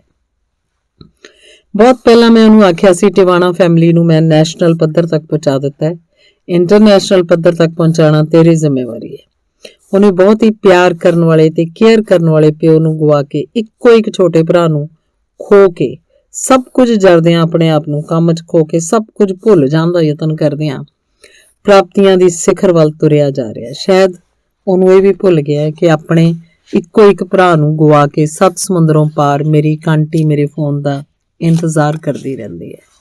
ਅੰਗ 66ਵਾਂ। ਵੀਰੇ ਨੂੰ ਆਪਣੇ ਬੱਚੇ ਬਹੁਤ ਪਿਆਰੇ ਸਨ। ਬੱਚੇ ਤਾਂ ਸਾਰੇ ਮਾਪਿਆਂ ਨੂੰ ਹੀ ਪਿਆਰੇ ਹੁੰਦੇ ਨੇ, ਪਰ ਵੀਰੇ ਨੇ ਪਤਾ ਨਹੀਂ ਕਿਉਂ ਬਾਕੀ ਸਾਰੀਆਂ ਮੋਹ ਦੀਆਂ ਤੰਦਾਂ ਭੁੱਲ ਸਿਰਫ ਦੋਨਾਂ ਬੱਚਿਆਂ ਉੱਪਰ ਕੇਂਦਰਿਤ ਕਰ ਦਿੱਤੀਆਂ ਸੀ। ਸਿੱਪੀ ਵੱਡਾ ਸੀ, ਬੇਹੱਦ ਲਾਇਕ। ਅੰਮ੍ਰਿਤ ਉਹਦੀ ਮਾਂ ਛੋਟੇ ਸ਼ਹਿਰੀ ਦਾ ਸਿੱਪੀ ਨਾਲ ਮੁਕਾਬਲਾ ਕਰਕੇ ਉਹਨੂੰ ਕੋਸਦੀ ਰਹਿੰਦੀ। ਉਹ ਸਿੱਪੀ ਨਾਲੋਂ ਵੀ ਵੱਧ ਲਾਇਕ ਸੀ, ਪਰ ਉਹ ਉਹਨਾਂ ਨਿੱਠ ਕੇ ਕੰਮ ਕਰਨ ਵਾਲਾ ਨਹੀਂ ਸੀ। ਬੰਗਲਾਦੇਸ਼ ਦੀ ਲੜਾਈ ਦੀ ਭਿਆਨਕਤਾ ਤੋਂ ਘਬਰਾ ਕੇ ਵੀਰੇ ਨੇ ਸ਼ਰਾਬ ਪੀਣੀ ਸ਼ੁਰੂ ਕਰਤੀ ਸੀ ਤੇ ਅੰਮ੍ਰਿਤ ਦੇ ਸੁਭਾਅ ਨੇ ਉਹਨੂੰ ਹੋਰ ਪਾਸੇ ਧੱਕ ਦਿੱਤਾ ਸੀ। ਇਹੀ ਘਰ ਦੇ ਕਲੇਸ਼ ਦਾ ਕਾਰਨ ਬਣ ਗਿਆ। ਸਿੱਪੀ ਤਾਂ ਬੰਗਲੌਰ ਪੜ੍ਹਦਾ ਸੀ, ਪਰ ਸ਼ਹਿਰੀ ਨੂੰ ਘਰ ਦਾ ਮਾਹੌਲ ਵਧੀਆ ਨਹੀਂ ਸੀ ਲੱਗਦਾ। ਉਹਨੇ 10ਵੀਂ 'ਚੋਂ ਤਾਂ 92% ਨੰਬਰ ਲੈ ਲਏ ਸੀ, ਪਰ 11ਵੀਂ 'ਚ ਬਹੁਤ ਥੱਲੇ ਚਲਾ ਗਿਆ। 12ਵੀਂ 'ਚ ਮੈਂ ਉਹਨੂੰ ਆਪਣੇ ਕੋਲ ਲੈ ਆਉਂਦਾ। 12ਵੀਂ ਦਾ ਇਮਤਿਹਾਨ ਦੇ ਕੇ ਉਹ ਆਪਣੇ ਮਾਪਿਓ ਕੋਲ ਚੰਡੀਗੜ੍ਹ ਚਲਾ ਗਿਆ। ਮਾਂ ਉਹਦੀ ਸਿੱਪੀ ਦੀ ਉਦਾਹਰਨ ਦੇ ਕੇ ਉਹਨੂੰ ਨਲਾਇਕ ਆਖਦੀ, ਘੂਰਦੀ ਰਹਿੰਦੀ। ਉਹ ਡਿਪਰੈਸ਼ਨ 'ਚ ਚਲਾ ਗਿਆ। ਸਿੱਪੀ ਨੇ ਛੁੱਟੀ ਆਏ ਨੇ ਇੱਕ ਵਾਰੀ ਦੱਸਿਆ ਉਹ ਕੁਝ ਖਾ ਕੇ ਇੱਕ ਬਾਗ 'ਚ ਪੈ ਗਿਆ। ਉੱਥੋਂ ਬੇਹੋਸ਼ ਹੋਏ ਨੂੰ ਇੱਕ ਰਿਕਸ਼ੇ ਵਾਲਾ ਹਸਪਤਾਲ ਛੱਡ ਆਇਆ। ਜਦੋਂ ਹੋਸ਼ ਆਈ ਉਹ ਘਰ ਗਿਆ। ਮਾਂ ਨੇ ਹੋਰ ਝਿੜਕਿਆ, ਪਰ ਡਾਕਟਰ ਨੇ ਸਿੱਪੀ ਨੂੰ ਦੱਸਿਆ ਕਿ ਸ਼ੈਰੀ ਨੇ ਕੋਈ ਜ਼ਹਿਰੀਲੀ ਚੀਜ਼ ਖਾ ਲਈ ਸੀ, ਪਰ ਉਹ ਆਖਦਾ ਮੈਂ ਤਾਂ ਆਈਸਕ੍ਰੀਮ ਖਾਧੀ ਸੀ। ਸਿੱਪੀ ਵਾਪਸ ਬੈਂਗਲੌਰ ਚਲਾ ਗਿਆ ਤਾਂ ਇੱਕ ਦਿਨ ਚੰਡੀ ਮੰਦਰ ਦੀਆਂ ਪਹਾੜੀਆਂ 'ਚ ਇੱਕ ਦੁਕਾਨ ਕੋਲ ਸਕੂਟਰ ਖੜਾ ਕਰਕੇ ਹੇਠਾਂ ਨੂੰ ਉਤਰ ਗਿਆ। ਅਗਲੇ ਦਿਨ ਤੱਕ ਵੀ ਸਕੂਟਰ ਜਦ ਉੱਥੇ ਖੜਾ ਰਿਹਾ ਤਾਂ ਦੁਕਾਨਦਾਰ ਨੇ ਮਿਲਟਰੀ ਨੂੰ ਦੱਸਿਆ ਕਿ ਇੱਕ ਲੜਕਾ ਨੀਚੇ ਗਿਆ ਸੀ ਪਰ ਵਾਪਸ ਆਇਆ ਨਹੀਂ। ਮਿਲਟਰੀ ਪੁਲਿਸ ਉਹਨੂੰ ਹੇਠੋਂ ਚੁੱਕ ਕੇ ਉੱਪਰ ਸੜਕ ਤੇ ਲੈ ਆਈ। ਉੱਚਾ, ਲੰਮਾ, ਸੋਹਣਾ ਜਵਾਨ, ਕੱਪੜੇ ਵੀ ਚੰਗੇ ਪਾਏ ਸੀ। ਜ਼ਰੂਰ ਕਿਸੇ ਚੰਗੇ ਘਰ ਦਾ ਹੋਣਾ, ਇਹ ਸੋਚ ਮਿਲਟਰੀ ਹਸਪਤਾਲ ਲੈ ਗਏ। ਪਤਾ ਲੱਗਣ ਤੇ ਉਹਦੀ ਮਾਂ ਉੱਥੇ ਪਹੁੰਚ ਗਈ। ਉਹਦਾ ਸਟਮਕ ਸਾਫ਼ ਕੀਤਾ ਗਿਆ। ਪਤਾ ਲੱਗਾ ਉਹਨੇ ਜ਼ਹਿਰ ਖਾਧੀ ਸੀ। ਹਫ਼ਤਾ ਭਰ ਉਹਨੂੰ ਹਸਪਤਾਲ 'ਚ ਰੱਖਿਆ ਗਿਆ। ਜਦੋਂ ਠੀਕ ਹੋਇਆ ਤਾਂ ਉਹਨੂੰ ਚਿੰਤਾ ਸੀ ਕਿ ਮੇਰੇ ਬੂਟ ਨਾ ਕਿਧਰੇ ਗੁੰਮ ਹੋ ਗਏ ਹੋਣ, ਕਿਉਂਕਿ ਅੰਮ੍ਰਿਤ ਨੇ 750 ਰੁਪਏ ਦੇ ਸੈਂਡਲ ਨਹੀਂ ਸੀ ਲੈ ਕੇ ਦਿੱਤੇ। ਇਹ ਆਖ ਕੇ ਕਿ ਹੁਣ ਕਿਹੜਾ ਤੇਰਾ ਪਿਓ ਜਿਉਂਦਾ ਬੈਠਾ ਹੈ ਤੁਹਾਡੇ ਖਰਚ ਕਰਨ ਲਈ। ਉਹ ਫਿਰ ਵੀ ਨਹੀਂ ਸੀ ਮੰਨਿਆ ਕਿ ਉਹਨੇ ਕੋਈ ਜ਼ਹਿਰੀਲੀ ਚੀਜ਼ ਖਾਧੀ ਸੀ। ਇਹ ਗੱਲਾਂ ਉਹਦੀ ਮਾਂ ਨੇ ਸਾਨੂੰ ਪਤਾ ਨਹੀਂ ਸੀ ਲੱਗਣ ਦਿੱਤੀਆਂ ਤੇ ਨਾ ਹੀ ਉਹ ਸਾਨੂੰ ਮਿਲਣ ਦਿੰਦੀ। ਉਹਦਾ ਆਪਣਾ ਕੋਈ ਕੰਪਲੈਕਸ ਸੀ ਕਿ ਸਾਨੂੰ ਛੋਟਿਆਂ ਕਰਕੇ ਉਹਦਾ ਮਨ ਤਸੱਲੀ ਲੱਭਦਾ ਸੀ। ਮੈਂ ਛੋਟੀ ਭੈਣ ਸੁਰਜੀਤ ਨੂੰ ਆਖਿਆ, ਜਾ ਕੇ ਸ਼ੈਰੀ ਦਾ ਪਤਾ ਕਰ। ਉਹ ਹਰ ਵਾਰੀ ਆਖਦੀ ਕਿ ਸਾਡੀ ਕੋਈ ਸੈਲਫ ਰਿਸਪੈਕਟ ਨਹੀਂ। ਨਵੇਂ ਵਿਆਹੇ ਮੇਰੇ ਨੂੰਹ ਪੁੱਤ ਨੂੰ ਵੀਰੇ ਨੇ ਖਾਣੇ ਤੇ ਸੱਦ ਲਿਆ। ਅੰਮ੍ਰਿਤ ਸਿਰ ਦੁਖਦੇ ਦਾ ਬਹਾਨਾ ਲਾ ਕੇ ਪੈ ਗਈ। ਵੀਰੇ ਨੇ ਖਾਣਾ ਹੋਟਲ ਤੋਂ ਮੰਗਵਾਇਆ, ਨਾਲ ਖਾਣ ਵੀ ਨਾ ਬੈਠੀ। ਪਹਿਲੀ ਵਾਰ ਘਰ ਆਇਆਂ ਨੂੰ ਕੁਝ ਦੇਣਾ ਤਾਂ ਸੀ। ਵੀਰੇ ਨੇ ਹੱਥ 'ਚ ਅੰਗੂਠੀ ਲਾ ਕੇ ਸ਼ਗਨ ਵਜੋਂ ਦੇ ਦਿੱਤੀ। ਸੁਰਜੀਤ ਦੱਸਦੀ ਸੀ, ਅਸੀਂ ਅਜੇ ਕਾਰ 'ਚ ਬੈਠੇ ਵੀ ਨਹੀਂ ਸੀ ਜਦੋਂ ਅੰਮ੍ਰਿਤ ਨੇ ਵੀਰੇ ਨਾਲ ਲੜਨਾ ਸ਼ੁਰੂ ਕਰਤਾ। ਮੇਰਾ ਨਹੀਂ ਉਹਦੇ ਘਰ ਜਾਣ ਨੂੰ ਜੀ ਕਰਦਾ। ਮੈਂ ਫੋਨ ਕਰਨਾ ਤਾਂ ਅੱਗੋਂ ਉਹਨੇ ਕੱਟ ਦੇਣਾ। ਤੇ ਫਿਰ ਇੱਕ ਦਿਨ ਬੈਂਗਲੌਰ ਤੋਂ ਸਿੱਪੀ ਦਾ ਫੋਨ ਆਇਆ, ਆਂਟੀ ਸ਼ੈਰੀ ਮਾਮਾ ਨੂੰ ਇਹ ਆਖ ਕੇ ਗਿਆ ਸੀ ਕਿ ਮੈਂ ਵੈਸ਼ਨੋ ਦੇਵੀ ਦੇ ਦਰਸ਼ਨ ਕਰਨ ਚੱਲਿਆ, ਪਰਸੋਂ ਨੂੰ ਮੁੜ ਆਵਾਂਗਾ, ਪਰ 10 ਦਿਨ ਹੋ ਗਏ ਉਹ ਨਹੀਂ ਆਇਆ। ਮਾਮਾ ਵੈਸ਼ਨੋ ਦੇਵੀ ਜਾ ਕੇ ਲੱਭ ਵੀ ਆਈ ਹੈ। ਸੁਣ ਕੇ ਜਿਵੇਂ ਮੇਰੇ ਪੈਰਾਂ ਹੇਠੋਂ ਜ਼ਮੀਨ ਖਿਸਕ ਗਈ। ਮੈਂ ਸਿੱਪੀ ਨੂੰ ਆਖਿਆ, ਤੂੰ ਹੁਣੇ ਜਹਾਜ਼ ਚੜ੍ਹ ਕੇ ਆ ਜਾ, ਆਪਾਂ ਉਹਦੀ ਭਾਲ ਕਰੀਏ। ਸਿੱਪੀ ਆ ਗਿਆ। ਸਿੱਪੀ ਦੇ ਨਾਲ 2 ਮੇਰੇ ਵਿਦਿਆਰਥੀ ਗੁਰਨਾਇਬ ਤੇ ਤਾਰਾ ਸਿੰਘ ਵੈਸ਼ਨੋ ਦੇਵੀ ਗਏ। ਹਰ ਇੱਕ ਢਾਬੇ ਵਾਲੇ ਤੋਂ, ਹਰ ਇੱਕ ਸਾਧੂ ਸੰਤ ਤੋਂ, ਹਰ ਇੱਕ ਮੰਦਰ ਗੁਫਾ 'ਚ ਲੱਭਦੇ ਵੈਸ਼ਨੋ ਦੇਵੀ ਤੱਕ ਗਏ। ਉੱਥੇ ਜਾ ਕੇ ਪਤਾ ਲੱਗਿਆ 19-20 ਸਾਲ ਦੇ ਲੜਕੇ ਨੇ ਪਹਾੜੀ ਤੋਂ ਛਾਲ ਮਾਰ ਕੇ ਆਤਮ ਹੱਤਿਆ ਕਰ ਲਈ ਹੈ। ਉਹਦੀ ਲਾਸ਼ ਲੈ ਕੇ ਆ ਰਹੇ ਨੇ। ਸਿੱਪੀ ਤੇ ਉਹਦੇ ਨਾਲ ਵਾਲੇ ਬਹੁਤ ਘਬਰਾ ਗਏ, ਪਰ ਉਹ ਤਾਂ ਕੋਈ ਰਾਜਸਥਾਨ ਦਾ ਲੜਕਾ ਸੀ। ਉਹਨਾਂ ਨੇ ਮੈਨੂੰ ਆ ਕੇ ਦੱਸਿਆ, ਸ਼ੈਰੀ ਦਾ ਕੋਈ ਪਤਾ ਨਹੀਂ ਲੱਗਿਆ। ਉਸ ਤੋਂ ਮਗਰੋਂ ਅਨੇਕਾਂ ਸੁੱਖੀਆਂ ਅਨੇਕਾਂ ਜੋਤਸ਼ੀਆਂ ਪੰਡਤਾਂ ਕੋਲ ਗਏ। ਕਿਸੇ ਨੇ ਜੰਮੂ ਵੱਲ ਦੂਰ ਦਰਾਡਾ ਪਹਾੜਾਂ ਵਿੱਚ ਇੱਕ ਵੱਡਾ ਤਾਂਤਰਿਕ ਦੱਸਿਆ। ਮੈਂ ਤੇ ਸੁਰਜੀਤ ਉੱਥੇ ਗਈਆਂ। ਉਹਨੇ ਗੁਫਾ 'ਚ ਮੰਤਰ ਜਿਹਾ ਪੜ੍ਹ ਕੇ ਆਖਿਆ, ਚਮੱਖੋ ਰਾਣੀਏ ਦੱਸ ਤੈਨੂੰ ਕੀ ਦਿਸਦਾ। ਫਿਰ ਆਪ ਹੀ ਆਖਣ ਲੱਗਿਆ, ਚਮੱਖੋ ਰਾਣੀ ਆਖਦੀ ਹੈ ਇੱਕ ਵਰਦੀ ਵਾਲਾ ਸਰਦਾਰ ਖੜਾ ਹੈ। ਚਮੱਖੋ ਰਾਣੀ ਤੇ ਮੁੰਡਾ ਕਿੱਧਰ ਗਿਆ? ਚਮੱਖੋ ਰਾਣੀ ਆਖਦੀ ਹੈ ਉੱਥੇ ਹੀ ਪਹਾੜਾਂ 'ਚ ਹੈ, ਆਜੂਗਾ। ਉਹਦੀ ਦਾਨ ਦਕਸ਼ਨਾ ਦੇ ਕੇ ਜਦੋਂ ਅਸੀਂ ਮੁੜੇ ਆਉਂਦੇ ਸੀ ਤਾਂ ਕਾਰ ਪਹਾੜੀ ਤੋਂ ਪਲਟਦੀ ਮਸਾਂ ਬਚੀ। ਸਾਨੂੰ ਲੱਗਿਆ ਕਿਧਰੇ ਕਸ਼ਮੀਰੀ ਟੈਰਰਿਸਟਾਂ ਨੇ ਨਾ ਫੜ ਲਿਆ ਹੋਵੇ। ਅਸੀਂ ਫੌਜ ਦੇ ਅਫਸਰਾਂ ਤੱਕ ਪਹੁੰਚ ਕੀਤੀ। ਇੱਕ ਫੌਜੀ ਮੇਜਰ ਦਾ ਪੁੱਤਰ ਹੋਣ ਕਰਕੇ ਉਹ ਆਪ ਵੀ ਚਾਹੁੰਦੇ ਸੀ ਕਿ ਸ਼ੈਰੀ ਲੱਭ ਜਾਏ। ਫਿਰ ਕਿਸੇ ਉੱਚ ਅਧਿਕਾਰੀ ਰਾਹੀਂ ਪਾਕਿਸਤਾਨ 'ਚੋਂ ਵੀ ਪਤਾ ਕੀਤਾ, ਕਿਧਰੇ ਉੱਧਰ ਹੀ ਨਾ ਚਲਾ ਗਿਆ ਹੋਵੇ। ਕੁਝ ਨਹੀਂ ਪਤਾ ਲੱਗਿਆ। ਫਿਰ ਇੱਕ ਮੁਸਲਮਾਨ ਨੇ ਕੋਈ ਜੰਤਰ ਮੰਤਰ ਕਰਕੇ ਦਰਖਤ ਦੀ ਟਾਹਣੀ ਨਾਲ ਬੰਨ੍ਹ ਕੇ ਆਖਿਆ, ਜਿਉਂ-ਜਿਉਂ ਟਾਹਣੀ ਹਿੱਲੇਗੀ ਉਹਦੇ ਘਰ ਪਰਤਣ ਲਈ ਹੌਲ ਪੈਣਗੇ, ਪਰ ਕੁਝ ਨਾ ਬਣਿਆ। ਫਿਰ ਕਿਸੇ ਨੇ ਦੱਸਿਆ ਉਹਨੇ ਦਿੱਲੀ ਦੇ ਇੱਕ ਆਰਟ ਕਾਲਜ 'ਚ ਦਾਖਲਾ ਲੈ ਲਿਆ। ਅਸੀਂ ਦਿੱਲੀ ਪਹੁੰਚ ਕੇ ਸਾਰਾ ਦਿਨ ਉਸ ਆਰਟ ਕਾਲਜ ਦੇ ਮੂਹਰੇ ਬੈਠੇ ਰਹੇ।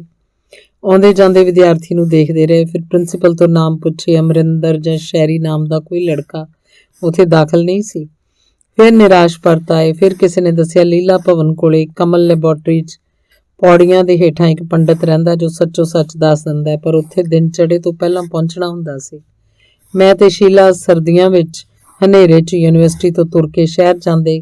ਕਦੇ ਰਾਹ 'ਚ ਕੋਈ ਸਵਾਰੀ ਮਿਲ ਜਾਂਦੀ, ਕਦੇ ਨਾ। ਉਸ ਪੰਡਤ ਨੇ ਆਖਿਆ, ਤੁਸੀਂ 2 ਦਿਨ ਪੂਜਾ ਕਰਾਓ, ਤੀਜੇ ਦਿਨ ਉਹ ਆਇਆ ਖੜਾ। ਇਸ ਤਰ੍ਹਾਂ ਉਹ 2-2 ਦਿਨ ਵਧਾ ਕੇ 7 ਦਿਨ ਪੂਜਾ ਕਰਾਉਂਦਾ ਰਿਹਾ, ਪਰ ਸ਼ਹਿਰੀ ਕਿੱਧਰੋਂ ਨਹੀਂ ਸੀ ਆਇਆ। ਬੱਸ ਸਟੈਂਡ ਤੇ ਸੜਕਾਂ ਤੇ ਮੈਂ ਬੌਂਦਲਿਆਂ ਵਾਂਗ ਵੇਖਦੀ ਰਹਿਣਾ, ਸ਼ਾਇਦ ਕਿਤੋਂ ਨਜ਼ਰ ਪੈ ਜਾਏ। ਰੋ ਰੋ ਕੇ ਮਨ ਹੀ ਮਨ ਹਾਕਾਂ ਮਾਰਨੀਆਂ, ਸ਼ਹਿਰੀ ਆ ਜਾ, ਕਿੱਥੇ ਆ ਤੂੰ? ਤੈਨੂੰ ਦੇਖ ਕੇ ਵੀਰੇ ਦੀ ਰੂਹ ਕਿੰਨੀ ਤੜਫਦੀ ਹੋਊ। ਉਹ ਤਾਂ ਤੇਰੇ ਕੰਡਾ ਲੱਗਿਆ ਨਹੀਂ ਸੀ ਝੱਲ ਸਕਦਾ। ਇਸੇ ਤਰ੍ਹਾਂ ਕਰਦਿਆਂ ਕਰਾਉਂਦਿਆਂ 9 ਮਹੀਨੇ ਲੰਘ ਗਏ। ਜਦੋਂ ਦਾ ਵੀਰਾ ਗੁਜ਼ਰਿਆ ਸੀ, ਸ਼ਹਿਰ ਵਾਲੀ ਉਹਦੀ ਕੋਠੀ ਬੰਦ ਪਈ ਸੀ। ਜ਼ਰੂਰੀ ਸਮਾਨ ਆਪਣੇ ਕੋਲ ਰੱਖ ਕੇ ਬਾਕੀ ਸਭ ਕੁਝ ਅੰਮ੍ਰਿਤ ਉੱਥੇ ਸੁੱਟ ਗਈ ਸੀ। ਘਰ ਦਾ ਸਾਰਾ ਸਮਾਨ, ਵੀਰੇ ਦੀਆਂ ਵਰਦੀਆਂ ਦਾ ਬਾਕਸ, ਕੋਟ ਪੈਂਟਾਂ ਦੇ 2 ਟਰੰਕ, ਉਹਦੀਆਂ ਜੁੱਤੀਆਂ ਦਾ ਵੱਡਾ ਸਾਰਾ ਬਾਕਸ, ਹੋਰ ਸ਼ੌਕ ਨਾਲ ਖਰੀਦਿਆ ਹੋਇਆ ਵੀਰੇ ਦਾ ਸਮਾਨ, ਇੱਥੋਂ ਤੱਕ ਕਿ ਉਹਦੇ ਮੈਡਲ ਵੀ ਉੱਥੇ ਪਏ ਸੀ। ਪਹਿਲਾਂ ਉਸ ਘਰ 'ਚ ਹੇਠਾਂ ਕਿਰਾਏਦਾਰ ਰਹਿ ਕੇ ਗਏ। ਲੋਕ ਮੇਰੇ ਕੋਲ ਆਏ ਤੇ ਆਖਣ ਲੱਗੇ, ਬੰਦ ਪਿਆ ਘਰ ਖਰਾਬ ਹੋ ਜਾਏਗਾ, ਤੁਸੀਂ ਸਾਨੂੰ ਖੋਲ ਦਿਓ, ਅੱਧੇ 'ਚ ਭਾਵੇਂ ਸਮਾਨ ਰੱਖ ਲਓ, ਬਥੇਰੀ ਵੱਡੀ ਆ ਕੋਠੀ।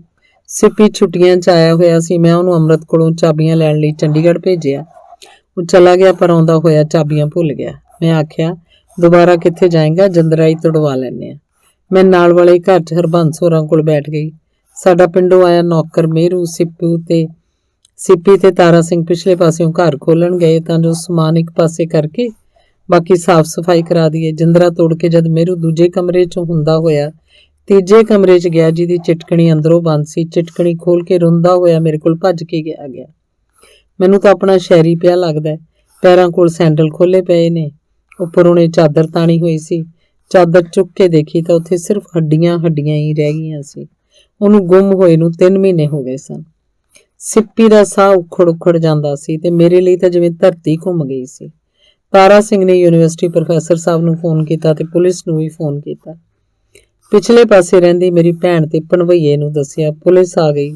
ਸਾਰਾ ਮੌਕਾ ਦੇਖਿਆ ਤਾਂ ਜਿਸ ਕਮਰੇ 'ਚ ਸ਼ਹਿਰੀ ਪਿਆ ਸੀ ਉਹਨੇ ਟਰੰਕ ਨਾਲ ਇੱਕ ਸਲਿੱਪ ਚਿਪਕਾਈ ਹੋਈ ਸੀ ਜਿਸ ਤੇ ਲਿਖਿਆ ਹੋਇਆ ਸੀ I am committing suicide because it was always under depression। ਹੇਠਾਂ ਦਸਖਤ ਕੀਤੇ ਹੋਏ ਸਨ, ਸ਼ਹਿਰੀ ਤੇ ਬ੍ਰੈਕਟ ਵਿੱਚ ਅਮਰਿੰਦਰ ਟਿਵਾਣਾ। ਪੁਲਿਸ ਵਾਲੇ ਆਖਣ ਲੱਗੇ ਬੜਾ ਇੰਟੈਲੀਜੈਂਟ ਬੱਚਾ ਸੀ, ਨਹੀਂ ਤਾਂ ਪਤਾ ਨਹੀਂ ਕਿਹਦੇ ਤੇ ਸ਼ੱਕ ਜਾਂਦਾ। ਸਿੱਪੀ ਨੇ ਮਾਂ ਨੂੰ ਫੋਨ ਕੀਤਾ, ਆਖਣ ਲੱਗੀ ਹੁਣ ਕਿੱਥੋਂ ਲੱਭ ਗਿਆ, ਇਹਨਾਂ ਨੇ ਮਾਰ ਕੇ ਸੁੱਟਿਆ ਹੋਏਗਾ, ਤੁਸੀਂ ਇਹਨੂੰ ਇੱਥੇ ਲੈ ਆਓ। ਸਿੱਪੀ ਨੇ ਆਖਿਆ ਪੁਲਿਸ ਆਈ ਹੋਈ ਆ, ਉਹ ਚੁੱਕਣ ਦੀ ਹਾਲਤ 'ਚ ਨਹੀਂ, ਤੂੰ ਆ ਜਾ। ਫਿਰ ਵੀ 2-3 ਘੰਟੇ ਪਿੱਛੋਂ ਨਾ ਆਈ ਤਾਂ ਸਿੱਪੀ ਨੇ ਮੁੜ ਕੇ ਫੋਨ ਕੀਤਾ ਤਾਂ ਉਹਦੇ ਆਪਣੇ ਹੱਥਾਂ ਦੀ ਲਿਖੀ ਹੋਈ ਸਲਿੱਪ ਹੈਗੀ ਕਿ ਸੁਸਾਈਡ ਕੀਤੀ ਹੈ। ਮਾਮਾ ਤੂੰ ਆ ਜਾ, ਨਹੀਂ ਤਾਂ ਮੈਂ ਵੀ ਮਾਮਾ ਕਦੇ ਤੇਰੇ ਕੋਲ ਨਹੀਂ ਆਉਣਾ। ਅਸੀਂ ਡੀਸੀ ਨੂੰ ਲਿਖਿਆ ਕਿ ਸਾਨੂੰ ਕਿਸੇ ਤੇ ਸ਼ੱਕ ਨਹੀਂ, ਉਹਦਾ ਖੁਦ ਲਿਖਿਆ ਸੁਸਾਈਡ ਨੋਟ ਵੀ ਪਿਆ ਜਿਸ ਤੇ ਅਸੀਂ ਤੇ ਉਹਦੀ ਮਾਂ ਨੇ ਵੀ ਦਸਖਤ ਕੀਤੇ ਨੇ ਕਿ ਸ਼ਹਿਰੀ ਦਾ ਪੋਸਟਮਾਰਟਮ ਨਾ ਕੀਤਾ ਜਾਏ। ਡੀਸੀ ਨੇ ਆਖਿਆ ਇਹ ਨਹੀਂ ਹੋ ਸਕਦਾ, ਕੱਲ ਨੂੰ ਕੋਈ ਝਗੜਾ ਖੜਾ ਹੋ ਸਕਦਾ ਹੈ। ਉਸ ਦਿਨ ਸ਼ਹਿਰੀ ਦੀ ਬੋਡੀ ਹਸਪਤਾਲ ਰੱਖ ਲਈ ਗਈ। ਅਸੀਂ ਯੂਨੀਵਰਸਿਟੀ ਆਉਣ ਲੱਗੇ ਤਾਂ ਅੰਮ੍ਰਿਤ ਸਿੱਪੀ ਨੂੰ ਬੋਲੀ ਮੈਂ ਕੱਲ ਨੂੰ ਕ੍ਰੀਮੇਸ਼ਨ ਵੇਲੇ ਆ ਜਾਵਾਂਗੀ, ਹੁਣ ਚੰਡੀਗੜ੍ਹ ਚੱਲਦੀ ਹਾਂ। ਸਿੱਪੀ ਬੋਲਿਆ ਜੇ ਅਜੇ ਵੀ ਤੇਰੇ ਮਨ 'ਚ ਇੰਨੀ ਜ਼ਹਿਰ ਹੈ, ਤੂੰ ਸਾਡੇ ਨਾਲ ਯੂਨੀਵਰਸਿਟੀ ਨਹੀਂ ਰਹਿ ਸਕਦੀ ਤਾਂ ਕੱਲ ਨੂੰ ਆ ਕੇ ਮੈਨੂੰ ਵੀ ਸ਼ਹਿਰੀ ਨਾਲ ਕ੍ਰੀਮੇਟ ਕਰੀਂ। ਇਹ ਸੁਣ ਕੇ ਉਹ ਸਾਡੇ ਕੋਲ ਯੂਨੀਵਰਸਿਟੀ ਰੁਕ ਗਈ। ਅਗਲੇ ਦਿਨ ਡੱਬਿਆਂ 'ਚ ਬੰਦ ਕਰਕੇ ਡੱਬਿਆਂ ਨੂੰ ਕੱਪੜੇ ਨਾਲ ਢੱਕ ਕੇ ਉਸੇ ਤਰ੍ਹਾਂ ਢਕੇ ਢਕਾਏ ਸ਼ਹਿਰੀ ਦਾ ਸੰਸਕਾਰ ਕੀਤਾ। ਵੇਖਣ ਯੋਗਾ ਤਾਂ ਉਸ ਵਿੱਚ ਕੁਝ ਹੈ ਹੀ ਨਹੀਂ ਸੀ। ਇਉਂ ਸ਼ਹਿਰੀ ਇਸ ਸੰਸਾਰ ਤੋਂ ਵਿਦਾ ਹੋ ਗਿਆ। ਉਹਦੇ ਜਨਮ ਤੋਂ ਪਹਿਲਾਂ ਵੀ ਅੰਮ੍ਰਿਤ ਆਖਦੀ ਸੀ ਇੱਕ ਕੈਪਟਨ ਦੀ ਤਨਖਾਹ 'ਚ ਅਸੀਂ ਬਸ ਇੱਕੋ ਬੱਚਾ ਅਫੋਰਡ ਕਰ ਸਕਦੇ ਹਾਂ। ਤਾਂ ਮੇਰੀ ਮਾਂ ਨੇ ਹੱਥ ਜੋੜ ਕੇ ਆਖਿਆ ਸੀ ਨਾ ਮੇਰੀ ਧੀ, ਰੱਬ ਦੇ ਵਾਸਤੇ ਸਿੱਪੀ ਨੂੰ ਦੁਨੀਆ 'ਚ ਇਕੱਲਾ ਨਾ ਕਰੇ। ਦੂਸਰਾ ਬੱਚਾ ਮੁੰਡਾ ਹੋਵੇ ਚਾਹੇ ਕੁੜੀ, 1000 ਰੁਪਇਆ ਮਹੀਨਾ ਤੁਹਾਨੂੰ ਮੈਂ ਦਿਆਂਗੀ। ਬੁੜਬੁੜ ਕਰਦੀ ਅੰਮ੍ਰਿਤ ਨੇ ਆਖਿਆ ਪਹਿਲਾ ਬੱਚਾ ਵੀ ਸਿਜ਼ੇਰੀਅਨ ਹੋਇਆ, ਦੂਜੇ ਦਾ ਵੀ ਖਤਰਾ ਹੋਊ। ਇਹਨਾਂ ਲੋਕਾਂ ਨੂੰ ਮੇਰਾ ਖਿਆਲ ਨਹੀਂ ਤੇ ਬੱਚਾ ਚਾਹੀਦੇ ਨੇ। ਪਰ ਮਾਂ ਨੇ ਮੇਰੀ ਸਹੇਲੀ ਡਾਕਟਰ ਸੁਖਦੇਵ ਗਰੇਵਾਲ ਤੋਂ ਪੁੱਛ ਲਿਆ ਸੀ ਕਿ ਦੂਜੇ ਬੱਚੇ ਵੇਲੇ ਅੰਮ੍ਰਿਤ ਨੂੰ ਕੋਈ ਖਤਰਾ ਤਾਂ ਨਹੀਂ ਹੋਏਗਾ, 2 ਬੱਚੇ ਤਾਂ ਸਿਜ਼ੇਰੀਅਨ ਹੋ ਹੀ ਸਕਦੇ ਨੇ। ਮੈਨੂੰ ਸ਼ਹਿਰੀ ਬਹੁਤ ਯਾਦ ਆਉਂਦਾ ਰਹਿੰਦਾ, ਪਰ ਇਹਨਾਂ ਵਰਿਆਂ 'ਚ ਸਿਰਫ ਇੱਕ ਵਾਰੀ ਸੁਪਨੇ 'ਚ ਦਿਖਾਈ ਦਿੱਤਾ, ਉਹ ਵੀ ਸਿਰਫ ਇੰਨਾ ਆਖ ਕੇ sorry aunty, I am very sorry, ਤੇ ਸੁਪਨੇ ਵਿੱਚੋਂ ਵੀ ਚਲਾ ਗਿਆ। ਪਤਾ ਨਹੀਂ ਕਿਹੜੇ ਰਾਹੀਂ ਪੈ ਗਿਆ, ਪਤਾ ਨਹੀਂ ਜਿਸਮ ਗਵਾ ਕੇ ਰੂਹ ਇੱਥੇ ਕਿਧਰੇ ਹੀ ਭਟਕਦੀ ਫਿਰ ਰਹੀ ਹੈ ਜਾਂ ਫਿਰ ਵੀਰੇ ਦੀ ਭਟਕਦੀ ਰੂਹ ਨੂੰ ਜਾ ਮਿਲਿਆ। ਮੈਂ ਠੀਕ ਹੀ ਤਾਂ ਕਿਤੇ ਲਿਖਿਆ ਸੀ ਮਰਨ ਵਾਲੇ ਦੇ ਨਾਲ ਜਿੰਨਾ ਵੀ ਕਿਸੇ ਦਾ ਰਿਸ਼ਤਾ ਹੁੰਦਾ ਉਹਨਾਂ ਉਹ ਵੀ ਉਹਦੇ ਨਾਲ ਮਰ ਜਾਂਦਾ ਹੈ। ਅੰਗ 67ਵਾਂ। ਅਸੀਂ ਭਾਵੇਂ ਪਟਿਆਲੇ ਰਹਿੰਦੇ ਸੀ ਪਰ ਪਿੰਡੋਂ ਬਥੇਰੇ ਲੋਕੀ ਆਪਣੇ ਕੰਮਾਂ ਧੰਦਿਆਂ ਲਈ ਆਉਂਦੇ ਰਹਿੰਦੇ। ਸਾਨੂੰ ਬੀਬੀ ਦੀ ਜਿਹੜੀ ਗੱਲ ਮਾੜੀ ਲੱਗਦੀ ਸੀ ਕਿ ਸੜੇ ਬੁਸੇ ਬਿਮਾਰਾਂ ਨੂੰ ਵੀ ਘਰ ਰੱਖ ਲੈਂਦੇ ਸਨ, ਫਿਰ ਆਪ ਜਾ ਕੇ ਹਸਪਤਾਲ ਦਾਖਲ ਕਰਵਾ ਕੇ ਆਉਂਦੇ, ਦਵਾਈਆਂ ਲੈ ਕੇ ਦਿੰਦੀ, ਫਿਰ ਅਗਲੇ ਦੇ ਖਬਰ ਲੈਣ ਆਏ ਰਿਸ਼ਤੇਦਾਰਾਂ ਨੂੰ ਵੀ ਝੱਲਦੀ। ਸਾਨੂੰ ਲੱਗਦਾ ਸੀ ਬੀਬੀ ਹਸਪਤਾਲ ਵਿੱਚ ਹੀ ਮਦਦ ਕਰ ਦਿਆ ਕਰੇ ਪਰ ਘਰ ਨਾ ਕਿਸੇ ਨੂੰ ਰੱਖਿਆ ਕਰੇ, ਪਰ ਉਹ ਕਿਹੜਾ ਕਿਸੇ ਦੀ ਸੁਣਦੀ ਸੀ। ਬਸ ਇੰਨਾ ਹੀ ਆਖਦੀ ਨਾ ਕੁੜੇ, ਰੱਬ ਦਾ ਜੀ ਹੈ, ਕੋਈ ਗਰੀਬ ਗੁਰਬਾ ਤੁਹਾਡੀ ਆਸ ਤੱਕ ਕੇ ਇੱਥੇ ਆ ਜਾਂਦਾ, ਉਹਦੀਆਂ ਅਸੀਸਾਂ ਲੈਣੀਆਂ ਚਾਹੀਦੀਆਂ। ਇੱਕ ਦਿਨ ਮੈਂ ਆਖਿਆ ਤੁਹਾਨੂੰ ਆਪਣੇ ਬੱਚਿਆਂ ਦੀ ਤਾਂ ਇੰਨੀ ਪਰਵਾਹ ਨਹੀਂ ਹੁੰਦੀ ਜਿੰਨੀ ਦੂਸਰਿਆਂ ਦੀ ਹੁੰਦੀ ਹੈ। ਤਾਂ ਬੀਬੀ ਬੋਲੀ ਮਰੇ ਸੋ ਮੰਗਣ ਜਾਏ, ਫਿੱਟੇ ਮੂੰਹ ਉਹਦਾ ਜੋ ਹੁੰਦੇ ਮੁੱਕਰ ਜਾਏ। ਸਾਡੀ ਬੀਬੀ ਅੱਗੇ ਕੋਈ ਪੇਸ਼ ਨਾ ਜਾਂਦੀ। ਬਿਮਾਰ ਨੂੰ ਦੁੱਧ, ਰੋਟੀ, ਦਵਾਈਆਂ ਤੇ ਫਲ ਫਰੂਟ ਬੀਬੀ ਲਿਆ ਦਿੰਦੀ। ਰਾਜ਼ੀ ਹੋ ਕੇ ਅਗਲੇ ਬੀਬੀ ਨੂੰ ਅਸੀਸਾਂ ਦਿੰਦੇ ਚਲੇ ਜਾਂਦੇ। ਬੀਬੀ ਦੇ ਗੁਜ਼ਰ ਜਾਣ ਮਗਰੋਂ ਵੀ ਲੋਕੀ ਮੇਰੇ ਕੋਲੋਂ ਉਹੀ ਆਸ ਰੱਖਣ ਲੱਗ ਪਏ। ਬਹੁਤ ਪਹਿਲਾਂ ਬੀਬੀ ਦੇ ਹੁੰਦਿਆਂ ਪ੍ਰਤਾਪੀ ਸਾਡੇ ਘਰ ਦੀ ਸਫਾਈ ਕਰਦੀ ਹੁੰਦੀ ਸੀ, ਆਪ ਰੋਟੀ ਖਾ ਜਾਂਦੀ, ਦੋਨਾਂ ਬੱਚਿਆਂ ਜੋਗੀ ਲੈ ਜਾਂਦੀ। ਘਰ ਵਾਲਾ ਉਹਦਾ ਅਮਲੀ ਸੀ, ਮਾੜਾ ਮੋਟਾ ਜੋ ਕੰਮ ਕਰਦਾ ਉਹ ਖਾ ਪੀ ਛੱਡਦਾ। ਜਦੋਂ ਉਹਦੀ ਕੁੜੀ ਗੁਣੋਂ 15 ਸਾਲ ਦੀ ਹੋਈ ਤਾਂ ਬੀਬੀ ਜੀ ਕੋਲ ਰੋਣ ਲੱਗ ਪਈ, ਆਖੇ ਬੀਬੀ ਜੀ ਅਮਲੀ ਕੁੜੀ ਨੂੰ ਵੇਚ ਕੇ ਖਾ ਜਾਏਗਾ, ਮੈਂ ਕਿੱਧਰ ਨੂੰ ਜਾਵਾਂ। ਬੀਬੀ ਆਖਣ ਲੱਗੀ ਤੂੰ ਮੁੰਡਾ ਦੇਖ ਲੈ, ਵਿਆਹ ਮੈਂ ਕਰ ਦਿਆਂਗੀ। ਪ੍ਰਤਾਪੀ ਨੇ ਮੁੰਡੇ ਲੱਭਣੇ ਸ਼ੁਰੂ ਕਰਤੇ। 12 ਦਰੀ ਦੇ ਉਰਲੇ ਪਾਸੇ ਨਹਿਰ ਦੀ ਪੁਲੀ ਜਿਹੀ ਕੋਲ ਇੱਕ ਮੁੰਡਾ ਸਾਈਕਲਾਂ ਦੇ ਪੈਂਚਰ ਲਾਉਂਦਾ ਹੁੰਦਾ ਸੀ। ਪ੍ਰਤਾਪੀ ਨੇ ਉਹਨੂੰ ਪੁੱਛਿਆ ਤਾਂ ਆਖਣ ਲੱਗਿਆ ਹਾਂ ਤਾਂ ਮੈਂ ਜੱਟ, ਪਰ ਮੇਰੇ ਬਾਪ ਨੇ ਅਮਲੀ ਹੋਣ ਕਰਕੇ ਸਾਰੀ ਜ਼ਮੀਨ ਗਹਿਣੇ ਧਰ ਛੱਡੀ ਹੈ। ਮਾਂ ਮੇਰੀ ਮਰ ਗਈ ਸੀ, ਉਹ ਇੱਕ ਪੂਰਬਨ ਨੂੰ ਲੈ ਆਇਆ। ਪ੍ਰਤਾਪੀ ਨੇ ਆਖਿਆ ਫੇਰ ਨਹੀਂ ਆਪਣੀ ਗੱਲ ਬਣਨੀ, ਤੂੰ ਤਾਂ ਭਾਈ ਜੱਟ ਹੈ। ਉਸ ਮੁੰਡੇ ਦਾ ਨਾਂ ਸੱਜਣ ਸੀ। ਉਹ ਆਖਣ ਲੱਗਿਆ ਜੇ ਬੀਬੀ ਜੀ ਆਪਦੀ ਕੋਠੀ ਵਿਆਹ ਕਰ ਦੇਣ ਤਾਂ ਮੈਂ ਕਰ ਲਵਾਂਗਾ, ਮੈਂ ਕਿਸੇ ਨੂੰ ਦੱਸਾਂਗਾ ਨਹੀਂ ਕਿ ਉਹ ਕਿਹਨਾਂ ਦੀ ਕੁੜੀ ਹੈ। ਪ੍ਰਤਾਪੀ ਨੇ ਇਹੀ ਗੱਲ ਬੇਜੀ ਨੂੰ ਆ ਦੱਸੀ। ਬੀਬੀ ਬੋਲੀ ਲੈ ਇਹ ਕਿਹੜੀ ਗੱਲ ਹੈ, ਆ ਮੁਰਲੇ ਵਿਹੜੇ ਵਿੱਚ ਮੇਜ਼ ਕੁਰਸੀਆਂ ਲਾ ਕੇ 10-20 ਜਣੇ ਜਿਹੜੇ ਬਰਾਤੀ ਹੋਣਗੇ ਰੋਟੀ ਖਿਲਾ ਦੇਵਾਂਗੇ, ਗੁਰਦੁਆਰੇ ਆਨੰਦ ਕਾਰਜ ਕਰ ਦੇਵਾਂਗੇ। ਮਗਰੋਂ ਬੀਬੀ ਨੇ ਗੁਣੋਂ ਲਈ ਗਹਿਣੇ ਬਣਵਾਏ, ਕੱਪੜੇ ਬਣਵਾਏ, 1-2 ਕੁਰਸੀਆਂ, ਇੱਕ ਮੇਜ਼, ਬੈੱਡ, ਭਾਂਡੇ ਟਿੰਡੇ, ਕਿੰਨਾ ਹੀ ਕੁਝ ਕਰਕੇ ਉਹਦਾ ਵਿਆਹ ਕਰਤਾ। ਸੱਜਣ ਕਿਰਾਏ ਦੇ ਜਿਸ ਕਮਰੇ 'ਚ ਰਹਿੰਦਾ ਸੀ ਉੱਥੇ ਗੁਣੋਂ ਨੂੰ ਲੈ ਗਿਆ। ਸਾਈਕਲਾਂ ਤੋਂ ਮਗਰੋਂ ਸਕੂਟਰਾਂ ਤੇ ਫਿਰ ਟਰੈਕਟਰਾਂ ਦੀ ਮੁਰੰਮਤ ਕਰਨ ਲੱਗ ਪਿਆ। ਹੌਲੀ-ਹੌਲੀ ਉਹਨੇ ਥਾਪਰ ਕਾਲਜ ਵੱਲ ਸਸਤੀ ਜ਼ਮੀਨ ਲੈ ਕੇ ਘਰ ਵੀ ਪਾ ਲਿਆ ਤੇ ਫਿਰ 5-7 ਵਿਗੇ ਜਿਹੜੀ ਜ਼ਮੀਨ ਸੀ ਉਹ ਵੀ ਛੁਡਾ ਲਈ। ਗੁਣੋਂ ਦੇ 2 ਮੁੰਡੇ ਵੀ ਹੋ ਗਏ। ਗੁਣੋਂ ਜਿਸ ਵੀ ਚੀਜ਼ ਦੀ ਲੋੜ ਹੁੰਦੀ ਬੀਬੀ ਤੋਂ ਆ ਕੇ ਲੈ ਜਾਂਦੀ, ਜਿਵੇਂ ਸੱਚਮੁੱਚ ਹੀ ਇਹ ਘਰ ਉਹਦਾ ਪੇਕਾ ਹੋਵੇ। ਇਸੇ ਤਰ੍ਹਾਂ ਬਚਨੇ ਨਾਈ ਦੇ 7 ਕੁੜੀਆਂ ਸੀ, ਲੜਕਾ ਕੋਈ ਨਹੀਂ ਸੀ। ਬੀਬੀ ਕੁੜੀਆਂ ਦੇ ਵਿਆਹ ਵੇਲੇ ਮੈਨੂੰ ਤੇ ਵੀਰੇ ਨੂੰ ਪੰਡ ਬੰਨ੍ਹ ਕੇ ਚੀਜ਼ਾਂ ਦੀ ਤੇ ਨਾਲ ਕਿੰਨੇ ਸਾਰੇ ਪੈਸੇ ਦੇ ਕੇ ਉਹਦੇ ਪਿੰਡ ਭੇਜਦੀ। ਮੇਰੇ ਸੁਭਾਅ 'ਚ ਵੀ ਸ਼ਾਇਦ ਉਹਨਾਂ ਦਾ ਅਸਰ ਸੀ। ਇਸੇ ਕਰਕੇ ਸਾਡੀ ਯੂਨੀਵਰਸਿਟੀ ਦਾ VC ਸਵਰਨ ਸਿੰਘ ਬੋਪਾਰਾ ਇਹ ਆਖਦੇ ਸੀ ਮੈਡਮ ਤਾਂ ਬੇਬੇ ਬੋੜ ਹੈ, ਤਾਂ ਹੀ ਤਾਂ ਪਰਿੰਦੇ ਇਹਦੇ ਵੱਲ ਨੱਠੇ ਆਉਂਦੇ ਨੇ। ਪਰ ਪ੍ਰੋਫੈਸਰ ਸਾਹਿਬ ਨੇ ਆਖਿਆ ਮੈਨੂੰ ਲੱਗਦਾ ਤੁਸੀਂ ਪਿਛਲੇ ਜਨਮ 'ਚ ਇਹਨਾਂ ਲਾਗੀਆਂ ਤੱਥੀਆਂ 'ਚੋਂ ਹੀ ਹੋਵੋਗੇ, ਇਸੇ ਲਈ ਇਹਨਾਂ ਦੀਆਂ ਲੋੜਾਂ ਥੋੜਾਂ ਦਾ ਤੁਹਾਨੂੰ ਬਹੁਤਾ ਫਿਕਰ ਰਹਿੰਦਾ। ਮੈਂ ਹੱਸ ਕੇ ਆਖਿਆ ਹੋ ਸਕਦਾ ਮੈਂ ਪਿਛਲੇ ਜਨਮ 'ਚ ਵੀ ਸਰਦਾਰਾਂ ਦੀ ਕੁੜੀ ਹੋਵਾਂ, ਉਦੋਂ ਦੇ ਲਾਗੀ ਤੱਥੀ ਮੇਰੇ ਮਗਰ ਹੀ ਇਸ ਜਨਮ 'ਚ ਵੀ ਆ ਗਏ ਹੋਣ। ਮੇਰੇ ਸੁਭਾਅ ਦਾ ਹੀ ਅਸਰ ਮੇਰੇ ਬੇਟੇ ਉੱਪਰ ਹੈ, ਜਿਹਨੂੰ ਆਪਣੇ ਬਗਾਨੇ, ਕੰਜੂਸੀ, ਸਰਫੇ ਜਾਂ ਪੈਸੇ ਟਕੇ ਦੀ ਉੱਕਾ ਹੀ ਪਰਵਾਹ ਨਹੀਂ। ਇੱਕ ਦਿਨ ਬਾਜ਼ਾਰ 'ਚ ਨਿੱਕੀ ਜਿਹੀ ਕੁੜੀ 4-4 ਉਂਗਲ ਦੀਆਂ ਨਿੱਕੀਆਂ-ਨਿੱਕੀਆਂ ਜੁੱਤੀਆਂ ਦੇ ਜੋੜੇ ਵੇਚਦੀ ਫਿਰੇ। AC ਮਾਰਕੀਟ ਦੇ ਪਿਛਲੇ ਪਾਸੇ ਜਦ ਇਹ ਗੱਡੀ ਪਾਰਕ ਕਰਨ ਲੱਗਿਆ ਤਾਂ ਉਹਨੇ ਤਰਲੇ ਵਾਂਗ ਆਖਿਆ ਵੀਰੇ ਲੈ ਲਓ ਇੱਕ ਜੋੜਾ। ਉਹਦਾ ਭੋਲਾ ਜਿਹਾ ਮੂੰਹ ਤੇ ਗਰੀਬ ਜੀ ਕੁੜੀ ਨੂੰ ਦੇਖ ਕੇ ਉਹਨੇ ਪੁੱਛਿਆ ਕਿੰਨੇ ਦਿਆ ਇੱਕ ਜੋੜਾ? ਉਹ ਬੋਲੀ 5 ਰੁਪਏ ਦਾ। ਉਹਨੇ 5 ਰੁਪਏ ਦਾ ਇੱਕ ਜੋੜਾ ਲੈ ਲਿਆ। 100 ਰੁਪਇਆ ਨੂੰ ਫੜਾ ਕੇ ਆਖਿਆ ਬਾਕੀ ਤੂੰ ਰੱਖ ਲੈ। ਉਹ ਹੈਰਾਨ ਹੁੰਦੀ ਉਹਦੇ ਮੂੰਹ ਵੱਲ ਵੇਖਦੀ ਰਹੀ। ਇਸੇ ਤਰ੍ਹਾਂ ਨਿੱਕੇ ਤੋਂ ਲੈ ਕੇ ਵੱਡੇ ਤੱਕ ਉਹਦੇ ਦੋਸਤ ਨੇ। ਜਿੱਥੇ ਉਹ ਹੋਵੇ ਕਿਸੇ ਹੋਰ ਨੂੰ ਪੈਸੇ ਖਰਚਣ ਦੀ ਲੋੜ ਨਹੀਂ ਪੈਂਦੀ। ਮੈਂ ਜੇ ਕਿਸੇ ਗੱਲੋਂ ਝਿੜਕ ਵੀ ਦਿਆਂ ਤਾਂ ਆਖੇਗਾ ਮੰਮੀ ਨੀਅਤ ਨਹੀਂ ਮਾੜੀ ਰੱਖੀ ਦੀ। ਅੰਗ 68ਵਾਂ। ਟ੍ਰਿਬਿਊਨ ਵਾਲਿਆਂ ਨੇ ਮੈਨੂੰ ਆਖਿਆ ਕਿ ਆਪਣੀ ਪਸੰਦ ਦੀ ਕੋਈ ਇੱਕ ਕਹਾਣੀ ਭੇਜੋ। ਮੈਂ ਰੱਬ ਤੇ ਰੁੱਤਾਂ ਭੇਜ ਦਿੱਤੀ। 19/10/2010 ਦੇ ਟ੍ਰਿਬਿਊਨ 'ਚ ਕਹਾਣੀ ਛਪ ਗਈ। ਟ੍ਰਿਬਿਊਨ ਵਾਲਿਆਂ ਨੇ ਹੇਠਾਂ ਮੇਰਾ ਫੋਨ ਨੰਬਰ ਵੀ ਦੇ ਦਿੱਤਾ ਸੀ, ਜਿਸ ਕਰਕੇ ਬੜੇ ਫੋਨ ਆਏ। ਆਪਣੇ ਸ਼ਬਦਾਂ 'ਚ ਹਰ ਇੱਕ ਨੇ ਕਹਾਣੀ ਨੂੰ ਸਲਾਹਿਆ। ਇੱਕ ਬੰਦੇ ਨੇ ਆਖਿਆ ਕਿ ਮੈਂ ਤਾਂ ਰੱਬ ਅੱਗੇ ਅਰਦਾਸ ਕੀਤੀ ਹੈ ਕਿ ਤੁਹਾਨੂੰ 300 ਸਾਲ ਹੋਰ ਜਿਉਂਦੇ ਰੱਖੇ।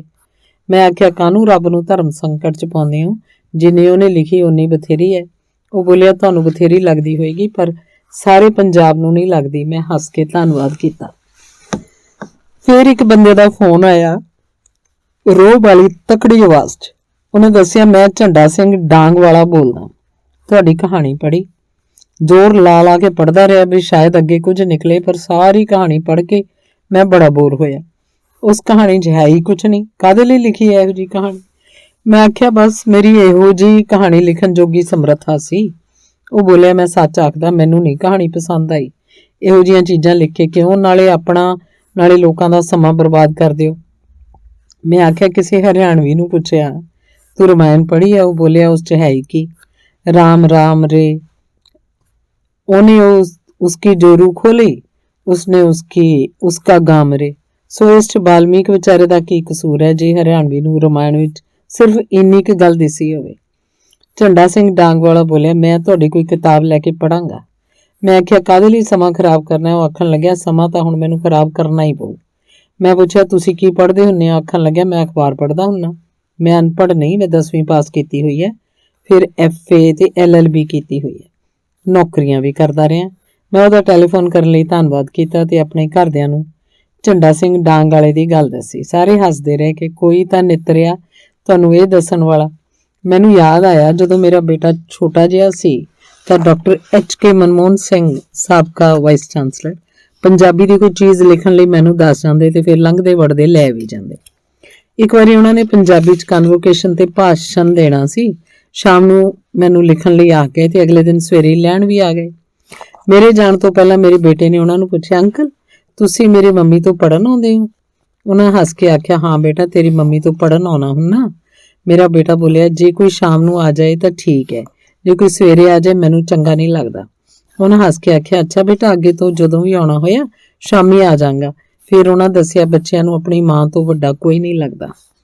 ਇਸੇ ਤਰ੍ਹਾਂ ਬੀਰਾ ਜਦੋਂ ਛੋਟਾ ਜਿਹਾ ਸੀ ਤਾਂ ਸਿਆਲ ਦੀ ਦੁਪਹਿਰ ਨੂੰ ਬੀਬੀ ਤੇ ਬੀਰਾ ਬਰਾਂਡੇ 'ਚ ਧੁੱਪੇ ਬੈਠੇ ਸੀ ਤੇ ਮੈਂ ਕਮਰੇ 'ਚ ਸੀ। ਬੀਬੀ ਦਾ ਰੰਗ ਵੀ ਸਾਂਵਲਾ ਸੀ ਤੇ ਬੀਰੇ ਦਾ ਵੀ। ਬੀਬੀ ਪੁੱਤਰ ਮੂੰਹ 'ਚ ਭਿੱਜ ਕੇ ਆਖਣ ਲੱਗੀ, ਵਰਿੰਦਰ, ਤੂੰ ਮੈਨੂੰ ਸਭ ਤੋਂ ਸੋਹਣਾ ਲੱਗਦਾ। ਉਹ ਬੋਲਿਆ, ਬੀਬੀ ਤੁਸੀਂ ਮੈਨੂੰ ਸਭ ਤੋਂ ਸੋਹਣੇ ਲੱਗਦੇ ਹੋ। ਮੈਨੂੰ ਅੰਦਰ ਬੈਠੀ ਨੂੰ ਹਾਸਾ ਆ ਗਿਆ। ਗੱਲ ਇੱਥੇ ਰੰਗ ਰੂਪ ਦੀ ਨਹੀਂ, ਰਿਸ਼ਤੇ ਦੀ ਸੀ। ਇਵੇਂ ਝੰਡਾ ਸਿੰਘ ਡਾਂਗ ਵਾਲਾ ਭਾਈ ਦਾ ਸਾਹਿਤ ਨਾਲ ਸ਼ਾਇਦ ਕੋਈ ਰਿਸ਼ਤਾ ਹੀ ਨਹੀਂ ਸੀ, ਜਿਸ ਕਰਕੇ ਉਹ ਕਹਾਣੀ ਉਹਨੂੰ ਬੜੀ ਬੋਰ ਲੱਗੀ। ਕਾਂਡ 69ਵਾਂ। ਪਤਾ ਲੱਗਿਆ ਸੀ 300 ਸਾਲਾ ਗੁਰਤਾ ਗੱਦੀ ਦਿਵਸ ਮਨਾਇਆ ਜਾਣਾ ਹੈ। ਇਸ ਲਈ ਸਰਕਾਰ ਨੇ ਕਈ ਕਰੋੜ ਰੁਪਏ ਰੱਖ ਦਿੱਤੇ ਸਨ। ਕਈ ਯੋਜਨਾਵਾਂ ਬਣਾਈਆਂ ਸੀ। ਨਗਰ ਕੀਰਤਨ ਕੱਢਣੇ ਹੈ, ਗੇਟ ਉਸਾਰਨੇ, ਦੀਵਾਨ ਸਜਾਉਣੇ, ਕੀਰਤਨ ਕਰਾਉਣੇ, ਵਿਦਵਾਨਾਂ ਤੋਂ ਭਾਸ਼ਣ ਦਿਵਾਉਣੇ ਆਦਿ। ਪ੍ਰਕਾਸ਼ ਸਿੰਘ ਬਾਦਲ ਪੰਜਾਬ ਦਾ ਚੀਫ ਮਿਨਿਸਟਰ ਸੀ। ਮੈਂ ਸੋਚਿਆ ਕਿ 300 ਸਾਲਾ ਗੁਰਤਾ ਗੱਦੀ ਦਿਵਸ ਦੇ ਮੌਕੇ ਆਉਣ ਵਾਲੇ ਕੰਮਾਂ ਬਾਰੇ ਮੈਂ ਵੀ ਕੁਝ ਸੁਝਾਅ ਦੇ ਦਿਆਂ। ਮੈਂ ਲਿਖਿਆ, ਬਾਦਲ ਭਾਈ ਸਾਹਿਬ, ਅਸੀਂ ਬੜੇ ਖੁਸ਼ਕਿਸਮਤ ਹਾਂ ਕਿ ਸਾਡੇ ਜਿਉਂਦਿਆਂ ਇਹ ਮੌਕਾ ਆਇਆ। ਮੈਂ ਚਾਹੁੰਦੀ ਹਾਂ ਤੁਸੀਂ ਹੇਠ ਲਿਖੀਆਂ ਗੱਲਾਂ ਵੱਲ ਵੀ ਧਿਆਨ ਦਿਓ। ਪਹਿਲਾ, ਬਾਈਬਲ ਭਾਵੇਂ ਵਾਰਤਕ 'ਚ ਲਿਖੀ ਹੋਈ ਹੈ, ਪਰ ਅੰਗਰੇਜ਼ ਹਰ ਵੱਡੇ ਗਵਈਏ ਨੂੰ ਖਾਲੀ ਚੈੱਕ ਦੇ ਕੇ ਆਖਦੇ ਆ ਵੀ ਇਸ 'ਚੋਂ ਜਿਹੜਾ ਮਰਜ਼ੀ ਪਹਿਰਾ ਗਾ ਦੇ ਤੇ ਚੈੱਕ ਤੇ ਜਿੰਨੇ ਮਰਜ਼ੀ ਪੈਸੇ ਭਰ ਲੈ। ਗੁਰਬਾਣੀ ਸਾਰੇ ਰਾਗਾਂ 'ਚ ਹੈ, ਫਿਰ ਵੀ ਅਸੀਂ ਦੇਸ਼ ਦੇ ਵੱਡੇ ਗਾਉਣ ਵਾਲਿਆਂ ਤੋਂ ਇਸ ਵਿੱਚੋਂ ਨਹੀਂ ਗਵਾ ਸਕੇ। ਜੇ ਅਸੀਂ ਵੱਡੇ ਗਾਉਣ ਵਾਲਿਆਂ ਤੋਂ ਗੁਰਬਾਣੀ ਗਵਾ ਲਵਾਂਗੇ ਤਾਂ ਅੱਜ ਪ੍ਰਚਲਿਤ ਹੋ ਰਹੇ ਲੱਚਰ ਗੀਤਾਂ ਤੋਂ ਲੋਕ ਆਪੇ ਮੂੰਹ ਮੋੜ ਲੈਣਗੇ। ਦੇਸ਼ ਦੇ ਸਾਰੇ ਸੰਗੀਤ ਵਿਭਾਗਾਂ 'ਚ ਗੁਰਬਾਣੀ ਸੰਗੀਤ ਲਾਜ਼ਮੀ ਹੋਣਾ ਚਾਹੀਦਾ ਹੈ। ਦੂਸਰਾ, ਗੁਰੂ ਸਾਹਿਬ ਨੇ ਆਪਣੇ 94 ਸਿੱਖ ਸੰਸਕ੍ਰਿਤ ਪੜ੍ਹਨ ਲਈ ਕਾਸ਼ੀ ਭੇਜੇ ਤਾਂ ਜੋ ਸੰਸਕ੍ਰਿਤ ਦੇ ਮਹਾਨ ਗ੍ਰੰਥਾਂ ਨੂੰ ਪੰਜਾਬੀ 'ਚ ਉਲਥਾ ਸਕਣ। ਜੇ ਅਨੰਦਪੁਰ ਸਾਹਿਬ ਦੇ ਕਿਲੇ ਨੂੰ ਛੱਡਣ ਵੇਲੇ ਬਹੁਤ ਸਾਰਾ ਸਾਹਿਤ ਸਰਸਾ ਨਦੀ 'ਚ ਨਾ ਰੁੜਿਆ ਹੁੰਦਾ ਤਾਂ ਉਸ 'ਚ ਤਰਜਮਾ ਕੀਤੇ ਗ੍ਰੰਥ ਵੀ ਹੋਣੇ ਸਨ। ਇਸੇ ਤਰ੍ਹਾਂ ਨਾਲ 94 ਲਾਇਕ ਲੜਕੇ ਲੜਕੀਆਂ ਬਹੁਤ ਸਾਰੇ ਮੁਲਕਾਂ 'ਚ ਉਹਨਾਂ ਦੀ ਬੋਲੀ ਸਿੱਖਣ ਲਈ SGPC ਵੱਡੀਆਂ ਤਨਖਾਹਾਂ ਦੇ ਕੇ ਪ੍ਰਬੰਧ ਕਰੇ ਤਾਂ ਜੋ ਗੁਰੂ ਗ੍ਰੰਥ ਸਾਹਿਬ ਨੂੰ ਉਹਨਾਂ ਬੋਲੀਆਂ 'ਚ ਉਲਥਾ ਸਕਣ ਤੇ ਅਸੀਂ ਦੁਨੀਆ ਨੂੰ ਦੱਸ ਸਕੀਏ ਕਿ ਅਸੀਂ ਸਿਰਫ ਕਣਕ ਉਗਾ ਕੇ ਦੇਸ਼ ਦੀ ਭੁੱਖ ਮਿਟਾਉਣ ਵਾਲੇ ਜਾਂ ਲੜਾਈਆਂ 'ਚ ਲੜਨ ਵਾਲੇ ਮਰਨ ਜੋਗੇ ਹੀ ਨਹੀਂ ਆ। ਇਸ ਧਰਤੀ ਉੱਪਰ ਹੀ ਵੇਦ ਲਿਖੇ ਗਏ, ਉਪਨਿਸ਼ਦ ਲਿਖੇ ਗਏ, ਮਹਾਭਾਰਤ ਤੇ ਰਾਮਾਇਣ ਲਿਖੀ ਗਈ ਤੇ ਗੁਰੂ ਗ੍ਰੰਥ ਸਾਹਿਬ ਦੀ ਸੰਪਾਦਨਾ ਹੋਈ। ਉਹੀ ਗੁਰੂ ਗ੍ਰੰਥ ਜੋ ਦੁਨੀਆ ਦੇ ਉੱਚੇ ਤੋਂ ਉੱਚੇ ਵੱਡੇ ਤੇ ਸੁੱਚੇ ਦਰਸ਼ਨ ਦਾ ਸਾਰ ਸਮੇਂ ਤੇ ਸਥਾਨ ਤੋਂ ਪਾਰ ਲੰਘ ਕੇ ਆਪਣੇ ਅੰਦਰ ਸਮਾਈ ਬੈਠਾ ਹੈ। ਸਾਰੇ ਸਕੂਲਾਂ ਕਾਲਜਾਂ 'ਚ ਸੰਸਕ੍ਰਿਤ, ਉਰਦੂ, ਪਾਰਸੀ, ਅਰਬੀ ਆਦਿ ਪੜ੍ਹਾਉਣ ਦਾ ਇੰਤਜ਼ਾਮ ਹੋਵੇ ਤਾਂ ਜੋ ਗੁਰੂ ਗ੍ਰੰਥ ਸਾਹਿਬ ਨੂੰ ਸਹੀ ਅਰਥਾਂ 'ਚ ਸਮਝਿਆ ਜਾ ਸਕੇ, ਕਿਉਂਕਿ ਇਹ ਗ੍ਰੰਥ ਗੁਰਮੁਖੀ ਲਿਪੀ ਵਿੱਚ ਤੇ ਸਾਧ ਭਾਸ਼ਾ 'ਚ ਲਿਖਿਆ ਹੋਇਆ, ਜਿਹਨੂੰ ਬਾਕੀ ਬੋਲੀਆਂ ਦੇ ਗਿਆਨ ਤੋਂ ਬਿਨਾਂ ਸਮਝਿਆ ਨਹੀਂ ਜਾ ਸਕਦਾ। ਤੀਸਰਾ, ਗੁਰਬਾਣੀ ਦਾ ਨਿਚੋੜ ਜਾਂ ਆਖੋ ਗੁਰਬਾਣੀ ਅਨੁਸਾਰ ਦੱਸੀ ਜੀਵਨ ਜਾਚ ਸੌਖੀ ਭਾਸ਼ਾ 'ਚ ਕਰਕੇ ਜਮਾਤ ਦੇ ਲੈਵਲ ਅਨੁਸਾਰ ਪੁਸਤਕਾਂ ਤਿਆਰ ਕਰਕੇ ਲਗਾਈਆਂ ਜਾਣ। ਅੱਜ ਦਾ ਜੋ ਅੱਖਰੀ ਗਿਆਨ ਹੈ ਉਹ ਨਿਰੀ ਜਾਣਕਾਰੀ ਤੋਂ ਅਗਾਂਹ ਨਹੀਂ ਲੰਘਦਾ। ਹੋਰ ਵੀ ਕਿੰਨੇ ਸਾਰੇ ਸੁਝਾਅ ਦਿੱਤੇ। ਮੈਂ ਚਿੱਠੀ ਪਾ ਕੇ ਸੋਚਦੀ ਰਹੀ, ਇਹਦਾ ਜ਼ਰੂਰ ਕੋਈ ਨਾ ਕੋਈ ਅਸਰ ਹੋਏਗਾ ਤੇ ਕੋਈ ਜਵਾਬ ਆਏਗਾ। ਜਦੋਂ ਕੁਝ ਵੀ ਨਾ ਹੋਇਆ ਤਾਂ ਸਾਡੀ ਇੱਕ ਕਲਰਕ ਕੁੜੀ ਦਾ ਘਰ ਵਾਲਾ ਜੋ ਬਾਦਲ ਦੇ ਘਰ 'ਚ PA ਸੀ ਤੋਂ ਮੈਂ ਪੁੱਛਿਆ, ਮੇਰੀ ਚਿੱਠੀ ਦਾ ਕੀ ਬਣਿਆ? ਉਹਨੇ ਆਪਣੇ ਘਰ ਵਾਲੇ ਤੋਂ ਪੁੱਛਿਆ ਤਾਂ ਉਹ ਆਖਣ ਲੱਗਿਆ ਕਿ ਬਾਦਲ ਸਾਹਿਬ ਕੁਝ ਜ਼ਰੂਰੀ ਚਿੱਠੀਆਂ ਹੀ ਪੜ੍ਹਦੇ ਨੇ, ਉਸ ਤੇ ਵੀ ਲਿਖ ਦਿੰਦੇ ਨੇ, ਦੇਖ ਲਈ ਹੈ, ਫਾਈਲ ਕਰ ਦਿਓ। ਮੈਡਮ ਦੀ ਚਿੱਠੀ ਪੜ੍ਹ ਕੇ ਉਹਨਾਂ ਨੇ ਤੈਅ ਕਰਕੇ ਜੇਬ 'ਚ ਪਾ ਲਈ ਸੀ। ਮੇਰੀ ਚਿੱਠੀ ਦਾ ਅਸਰ ਇੰਨਾ ਕੁ ਹੋਇਆ ਕਿ ਬਾਦਲ ਸਾਹਿਬ ਨੇ ਇਸ ਸਮਾਗਮ ਲਈ ਜੋ ਕਾਰਡ ਛਪਾਏ ਉਹ ਇਸੇ ਵਾਕ ਨਾਲ ਸ਼ੁਰੂ ਕੀਤਾ ਸੀ ਕਿ ਅਸੀਂ ਖੁਸ਼ਕਿਸਮਤ ਹਾਂ ਕਿ ਸਾਡੇ ਜਿਉਂਦਿਆਂ ਇਹ ਦਿਨ ਆਇਆ ਵੀ ਤੇ ਲੰਘ ਵੀ ਗਿਆ। ਨਗਰ ਕੀਰਤਨ ਨਿਕਲੇ, ਝੰਡੀਆਂ ਲੱਗੀਆਂ, ਕਾਨਫਰੰਸਾਂ ਹੋਈਆਂ, ਭਾਸ਼ਣ ਦਿੱਤੇ ਗਏ, ਪਰ ਨਿਕਲਿਆ ਵਿੱਚੋਂ ਕੁਝ ਵੀ ਨਾ। ਅੰਗ 17ਵਾਂ। ਮੈਨੂੰ ਵਿਦਿਆਰਥੀ ਵੀ ਤੇ ਹੋਰ ਲੋਕ ਵੀ ਅਕਸਰ ਪੁੱਛਦੇ ਨੇ ਕਿ ਪੰਜਾਬੀ 'ਚ ਢੇਰਾਂ ਦੇ ਢੇਰ ਕਿਤਾਬਾਂ ਛਪਦੀਆਂ ਨੇ, ਪਰ ਉਹਨਾਂ 'ਚ ਬਹੁਤੀਆਂ ਟਰੈਸ਼ ਹੁੰਦੀਆਂ ਨੇ। ਨਾ ਕੋਈ ਚੱਜ ਦਾ ਆਲੋਚਕ ਹੈ ਜਿਹੜਾ ਚੰਗੀ ਮਾੜੀ ਰਚਨਾ ਦੀ ਪਹਿਚਾਣ ਕਰ ਸਕੇ। ਕੁਝ ਝੋਲੀ ਚੁੱਕ ਟੁੱਕੜ ਬੋਚ ਆਲੋਚਨਾ ਨੂੰ ਆਪਣੇ ਲਾਹੇ ਲਈ ਵਰਤਦੇ ਨੇ। ਫਿਰ ਪਾਠਕਾਂ ਨੂੰ ਕਿਵੇਂ ਪਤਾ ਲੱਗੇ ਕਿ ਕਿਹੜੀਆਂ ਕਿਤਾਬਾਂ ਪੜ੍ਹੀਏ, ਕਿਹੜੀਆਂ ਨਾ ਪੜ੍ਹੀਏ? ਮੇਰਾ ਜਵਾਬ ਹੈ, ਅੰਗਰੇਜ਼ੀ ਦੀ ਇੱਕ ਕਿਤਾਬ ਹੈ 100 Great Books, ਇੱਕ ਓਸ਼ੋ ਨੇ ਲਿਖੀ ਹੈ The Books I Love। ਇਸੇ ਤਰ੍ਹਾਂ ਜੰਗ ਬਹਾਦਰ ਗੋਇਲ ਨੇ ਦੁਨੀਆ ਦੀਆਂ ਸ਼ਾਹਕਾਰ ਰਚਨਾਵਾਂ ਬਾਰੇ ਜਾਣਕਾਰੀ ਦਿੱਤੀ ਹੈ। ਇਸੇ ਤਰ੍ਹਾਂ ਪੈਰਿਸ ਰਿਵਿਊ 'ਚ ਹਰ ਮਹੀਨੇ ਇੱਕ ਵੱਡੇ ਲੇਖਕ ਦੀ ਇੰਟਰਵਿਊ ਹੁੰਦੀ ਹੈ ਤੇ ਉਹਨਾਂ ਨੂੰ ਇਕੱਠੀਆਂ ਕਰਕੇ ਕਈ ਵੋਲਿਊਮਸ ਵਿੱਚ ਰਾਈਟਰਸ ਐਟ ਵਰਕਸ ਨਾਂ ਹੇਠਾਂ ਛਾਪਿਆ ਗਿਆ ਹੈ। ਇਸੇ ਤਰ੍ਹਾਂ National Book Trust of India ਹਰ ਭਾਸ਼ਾ ਦੀਆਂ ਚੰਗੀਆਂ ਕਿਤਾਬਾਂ ਦੂਸਰੀਆਂ ਭਾਸ਼ਾਵਾਂ 'ਚ ਕਰਵਾਉਂਦੀ ਹੈ। ਅਨੇਕਾਂ ਕਿਤਾਬਾਂ prize winning stories, world best love stories, world best science fiction, Tagore ਤੇ ਸ਼ਰਤ ਚੰਦਰ ਵਰਗੇ ਸਾਡੇ ਆਪਣੇ ਲੇਖਕ ਅਨੁਵਾਦ ਕੀਤੇ ਮਿਲ ਜਾਂਦੇ ਹਨ, ਜਿਨ੍ਹਾਂ ਦੀ ਹਰ ਰਚਨਾ ਹੀ ਕਮਾਲ ਦੀ ਹੈ। ਜੇ ਹੋਰ ਡੂੰਘੇਰਾ ਜਾਣਾ ਹੋਵੇ ਤਾਂ ਰਾਮਾਇਣ, ਮਹਾਭਾਰਤ, ਵੇਦ, ਉਪਨਿਸ਼ਦ, ਲੋਕ ਕਹਾਣੀਆਂ, ਬੁੱਧ ਜਾਤਿਕਾਦ ਸੰਸਾਰ ਚੰਗੀਆਂ ਪੁਸਤਕਾਂ ਨਾਲ ਭਰਿਆ ਪਿਆ। ਇਹ ਤੋਂ ਬਿਨਾਂ ਨੋਬਲ ਪ੍ਰਾਈਜ਼ ਵਿਨਰ ਕਿਤਾਬਾਂ, ਬੁੱਕ ਪ੍ਰਾਈਜ਼ ਵਿਨਰ ਕਿਤਾਬਾਂ ਆਦਿ ਵਿੱਚੋਂ ਅਸੀਂ ਜੋ ਮਰਜ਼ੀ ਪੜ੍ਹ ਸਕਦੇ ਹਾਂ, ਬਸ ਪੜ੍ਹਨ ਦੀ ਭੁੱਖ ਹੋਣੀ ਚਾਹੀਦੀ ਹੈ। ਅਖੀਰਲਾ ਅੰਗ ਹੈ 71ਵਾਂ। ਮੈਨੂੰ ਇਹ ਪੁੱਛਿਆ ਜਾਂਦਾ ਹੈ ਕਿ ਮੈਂ ਆਪਣੇ ਕੀਤੇ ਕੰਮ ਨਾਲ ਸੰਤੁਸ਼ਟ ਹਾਂ। ਮੈਂ ਆਖਦੀ ਹਾਂ ਨਹੀਂ, ਮੈਨੂੰ ਲੱਗਦਾ ਜੋ ਮੈਂ ਲਿਖਣਾ ਚਾਹੁੰਦੀ ਸੀ ਉਹ ਲਿਖਿਆ ਨਹੀਂ ਗਿਆ। ਉਂਝ ਤਾਂ ਸਮਾਂ ਹੀ ਦੱਸੇਗਾ ਜੋ ਮੈਂ ਲਿਖਿਆ ਉਹਦਾ ਕਿੰਨਾ ਕੁ ਮੁੱਲ ਹੈ, ਜਿਉਣ ਜੋਗਾ ਜਾਂ ਖਾਦ ਬਣਨ ਜੋਗਾ।